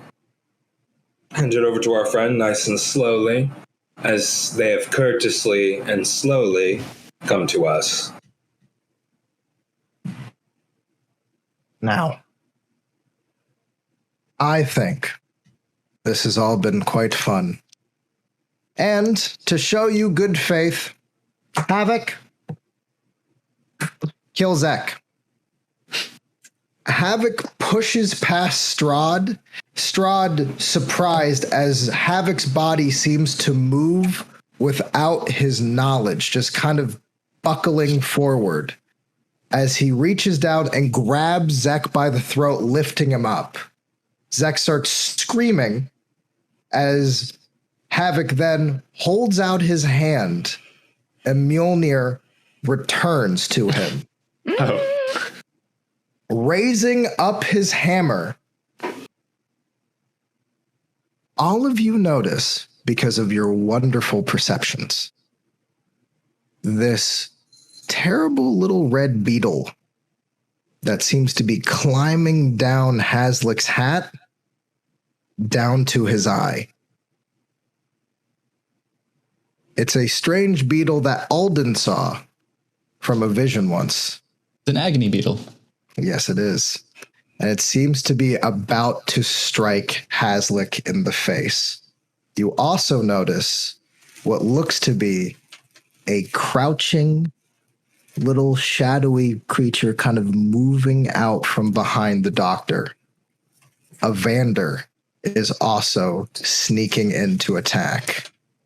It seems like this is a full-on trap and kill move by the Resistance.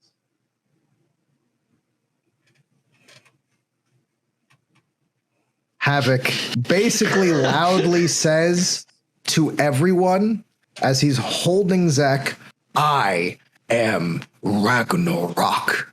I am fear. I am pain. I am here to smite you. I am here to end your vile cruelty. Know me, Zek Biletooth. Know me and know fear. As he holds up his hammer, he looks at everybody and then to Adara. Get Strahd out of here. Now, everybody roll initiative. Oh, Mooney, what are you? Hey, bro, Moon is really enjoying your storytelling. I can tell. Yeah, he's, oh my God. Please put it in the initiative chat, and can somebody please put it in order for me? I need to read this one thing quick. Boy. Hey! Hey. Eldritch, real quick, what is your dexterity? 5. Okay, you're going to go before me. Mm-hmm. A +5 specifically. I just realized. Hi, honey. How are you doing? Buddy, you're not even on the back of the chair. You're leaning against... Just so I don't break this, I am now putting this back. Are you just gonna dangle? Just dangle, bro? He's fallen off the back of the chair and he's like resting on me. Hi, baby. Whoop. Hi. There you go. Good boy. Okay, let me pull all this up. Well, it looks like I'm last. That's all right. Great. No, you're not going up there. We have Cat Jungle Gym for you. Go first. Well, you got a 24, which sucks because somebody got a 27. Ooh. Oh, nice. Was it Muffin? No. Can we please play Muffin? I can be hopeful. So as kind of the room is clearly ramping up, you notice the doctor look to the beetle that's closing in down on Havoc's head that he has not noticed. You mean Haslick? Haslick has not noticed the beetle crawling down his face. No. Sorry. So with that, there is this, the doctor seems to be looking around and immediately wildly hand back just smacks Evander as hard as he can, or she can. She looks up and she goes, "It's a trap, we need to leave." She bites down on her tooth. Oh, no. Oh, no. Oh, no. And you see her disappear into mist.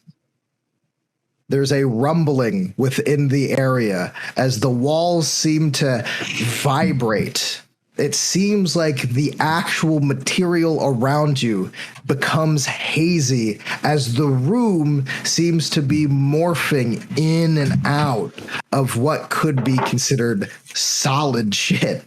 It is now seemingly moving in matter and changing shape. We are now at Cointrick. Cointrick, you are 10 feet away from anybody you need to be. And you have 1,000 actions. I realize this. I can do many, many things. Shit. I was really hoping I wouldn't go first because I was going to try and get a lay of what the rest of the group wanted to do. You could hold your action. Could I just get a free action to tell Thorben something? Yes, go for it. Thorben, you have the staff and you gave up the book. So far you have done nothing wrong. Please be patient. And I'm going to hold my action. Okay. We are then going down to Kripyuk. What are you up to? Okay. How actively, destructing does the environment seem to be? Do we need to be leaving the environment? It seems like there is a creeping and foreboding atmosphere in the fact that things are shaking, but it doesn't seem like it's dire yet. You don't think anything's going to fall in your face, but you think something's going to soon arrive. So this great fear, whatever you want to call it. Okay.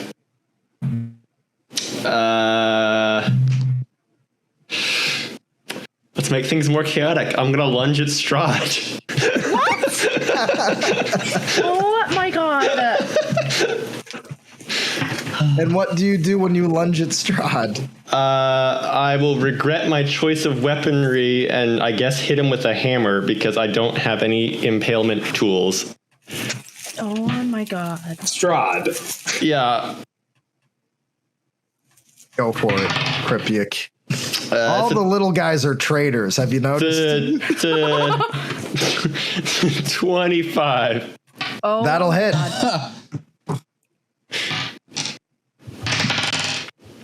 It'll be 14 points of damage. I can't believe I fixed your arm. You lunge and knock Strahd. Strahd is very surprised and taken aback, doubles back. You notice that it looks like Havoc seemingly is charging up his hammer, and there seems to be this horrible energy that is burning away that excess corruption and goo as Havoc is channeling all of Mjolnir's might to smite down Zek, which is not great for Zek right now. We are going to jump over to Hythrall. Hythrall, what's up? I was worthy for a day. We're going to just body check Kripyuk and grab Strahd and just pull him. Okay, are you attacking him? Or are you knocking him away? What's the idea? A shove action? Are we doing one of those? Just shoving. Strahd, yes. But just grabbing Strahd and moving him, putting me between Kripyuk and Strahd. I'm going to say that you can easily put yourself between Kripyuk and Strahd. Okay. We are then going to have not Haslick, but the Agony Beetle's turn, who crawls down into Haslick's eye. He screams in pain and doubles back, knocking into everything as he falls down. Zek looks over, terrified. Master, help me, please, as Haslick is writhing on the ground. We now have next online, I believe, is the lovely Gift. Gift, it is your turn. I think, because talking is a free action, she's gonna look over to Thorben, and she's gonna just try to give him a meaningful look of if you can get Asmodeus out, get him out now, because if anybody's gonna be able to get us out in a pinch, it's gonna be him, and I know him, we're good. And then she's also gonna try to look over at Muffin, get Muffin's attention, and just kind of be like, he's down. Kids eat free, baby. Eat him. Eat him. Eat him. Especially because Kripyuk let go of. I did let go of him. Roll persuasion. Okay. All right. I'm so excited. Yeah. She's gonna be gesturing to sweet Muffin. Just being like, hey, bestie. Let me try to find a D20 because my cat tried to eat it. It's not a D20. We're gonna grab the giant one. That is a that is a 17. All right. You kind of go, eh? And it's hilarious because next turn is Muffin. Muffin oh dear. is completely enamored and bites into Haslick. Haslick is in the middle of screaming his head off on this thing and is currently being bitten in the head by this strange thought devourer. Zach is screaming, Muffin, don't! Muffin to me! As this is not seemingly working out for him.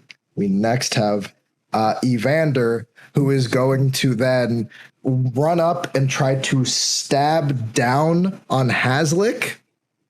And Haslick is going to essentially evade, rolling out of the way. Evander is going to look up and look over at Adara. He goes, make sure he doesn't kill Strahd. Fair. Bitch, I still want to punch you. We will be able to handle my education methods later. You got the hammer. Damn. We are now going to jump over to Thorban. Real quick, do I sense if any of that demon's work is working on the dimension that Trotro had originally created? It is not working due to the multivariate. You can tell he was able to deliver Trotro's soul back. Yes. Trotro is alive. Yay. Yes. So God. Also quick question. How much do I feel / communicate with what is inside the staff, knowing what is inside the staff? You, when holding the staff, you can roll an Arcana check to see what is going on and trying to sense through it if you would like to. May I give myself bardic inspiration while doing so? Yes. So he's going to hold on to the staff. We had a bargain. We have a kindred spirit. I need to know. So that's going to be Arcana plus that. So that's going to be a 12 total. 12 total. Mm-hmm. You make one startling revelation, and this is your turn, sir. Yes.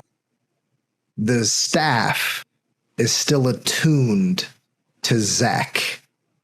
The staff's true master will always be Zach as long as he's attuned to it, like all magic items. May I say something? Is it fuck? No. Okay. It might end in fuck or begin with fuck. He looks at the staff. Zach needs to die. I thought we knew and that. And that's it. Scarlet. Also, for my producer, do not use the map yet. That will be next week or next game. Sorry, on the fly. Sorry, buddy. But Snow. Okay, couple questions. It is now your turn. And you see all these things going on in the room. But you feel that chill from behind you. Oh, no. You look back and you see the door that is normally closed is open. And beyond it, instead of the dark and gloomy hallway, you see a snowy forest and the Ent waiting for you. Does it feel like he's not going to wait? It feels like they are expecting you. All right. And it seems like they're waiting politely for this. Yes. No, I understand. Who's the closest person to me? That would be, that would actually, wow. Okay. That would be Adara. Perfect.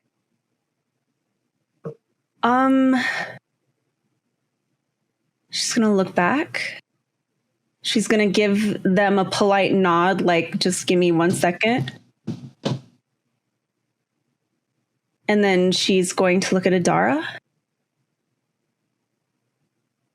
When you get out of here, could you find my husband and my children, and could you tell him that I didn't mean to leave him? And then she's going to step back towards the door and just vanish from sight. Yes. And finally... Do we see the door, or is that something that only... That is Snow something see? she only sees. You basically see Snow step back and vanish after speaking to Adara. Okay. Now... Gosh. We will have that lovely encounter next time. And finally, we have Zek face down with the terrible Havoc. Havoc motioning his hammer up and is about to strike down on Zek, about to destroy him, annihilate him. Know me, Goblin. Know me and no fear. Zek is a shape-shifting puddle. Eyes popping out, freaking out, terrified, scratching and clawing, becoming snake-like and then spider-like for a moment. Just wrapping his hands around Havoc's strong arm. I will never die. And at the point of impact between Havoc's hammer and Zek's head, you see Havoc go down. There's a light flash. I am going to need everybody in the room to please make a strength saving throw.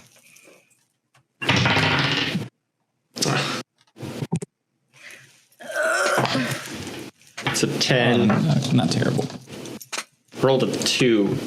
Supposed to be good at these. If it helps, I get a -1 on mine. I get +8 and I rolled a 10. Haha, that is an 18 for you, girl. 14. 14. 12. Those of you who rolled below an 11, Hi. you are going to be taking 15 points of bludgeoning damage. As Kripyuk, you are knocked against the wall. And fall. After that lovely psychic damage, you are looking great, bud. So handy, dandy.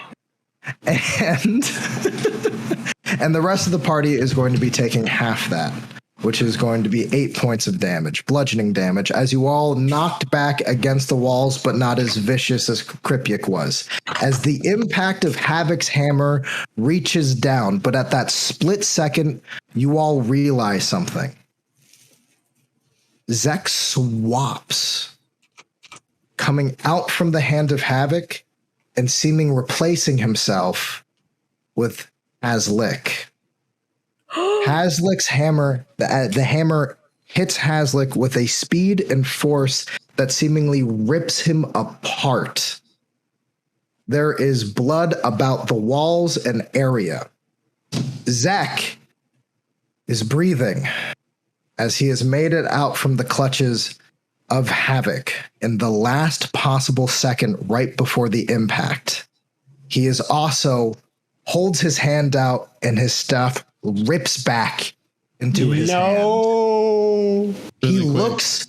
Because I've been holding onto my turn, can I deflect missiles to grab his staff as it's coming to him? Go for it.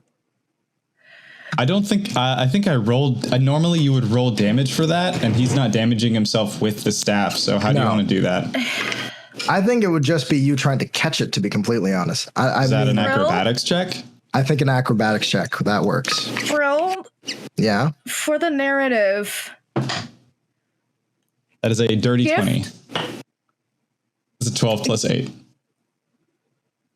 Gift is going to reach into her top, and she's going to start to hold the ticket she got from Nightmare. And that will be on your turn next time. You latch onto the staff.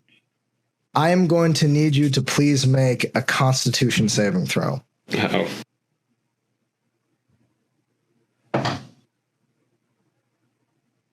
That's another dirty 20. 18 plus 2. Nice. You are able to hang on to the staff as it returns to Zek's hand. However, that brings me is towards Muffin Zek. still on his head? Muffin is on Hazlick's head, or was. Don't know where Muffin is right now. Oh, no. If I may finish. Yes, my apologies. You are brought back with Zek's staff. Zek seems completely focused in on the actual man who just killed the teacher. Havoc looks over to Strahd. I'm sorry I lied, little bat. And Zek points a finger at Havoc. And Havoc collapsed to the ground, dead. A quick spell, a finger of death. He crumbles, and the hammer returns to Adara. As there is a grumbling, Zek starts to back away. If you want to hold on to the staff, you can. But it starts to pine out from your hands as he moves back towards a mist that's growing. The world is shaking. Zek goes, fine. Fine, I will be the teacher now. And you will deal with the greatest fear in this room. And it comes from that hammer. Zek vanishes, leaving only fire and pain for Alden holding on, dealing a whopping 15 points of fire damage. Strahd runs over, crying over Havoc's body. With everything shaking, Adara, you look into the hammer to wonder, what is the great fear that something like Mjolnir would hold? And then you realize that thing that feels the tingle in the back of your neck, that thing that Havoc had to fight so long ago, it is being manifested by the multivarium, wrapping around Castle Ravenloft into the dark night, overlooking the moon. The world serpent rises, and the song of Havoc is over. See you next time on the Dark Dominion, everybody. Mwah! Oh, my God. Can I just say thank you all very much for watching. Thank you very much for supporting this stream. I love all of you. It was a fun time. Did we all have fun here, kids? Yes. Yes. Only good things happened. It was really nice knowing you all. For saving you. We are saving you. So, we will hopefully see you soon. And next time on the Dark Dominion, we will see where our heroes go. And hopefully, we'll have some things to tell you with the future of this campaign and where we intend to go with other endeavors. Thank you all for watching. And on a much different note, I hate crying about this stuff. Havoc was a character that I played in, I think, going on 14 campaigns now. Oh my God, Brill. And I have been looking for a way to end his story for the longest time. And I wanted to say thank you. He has been a comfort character to me. And I love all of you for letting me do that. So Round thank of you. applause for Havoc. I love all of you. Good night. Good night, everybody.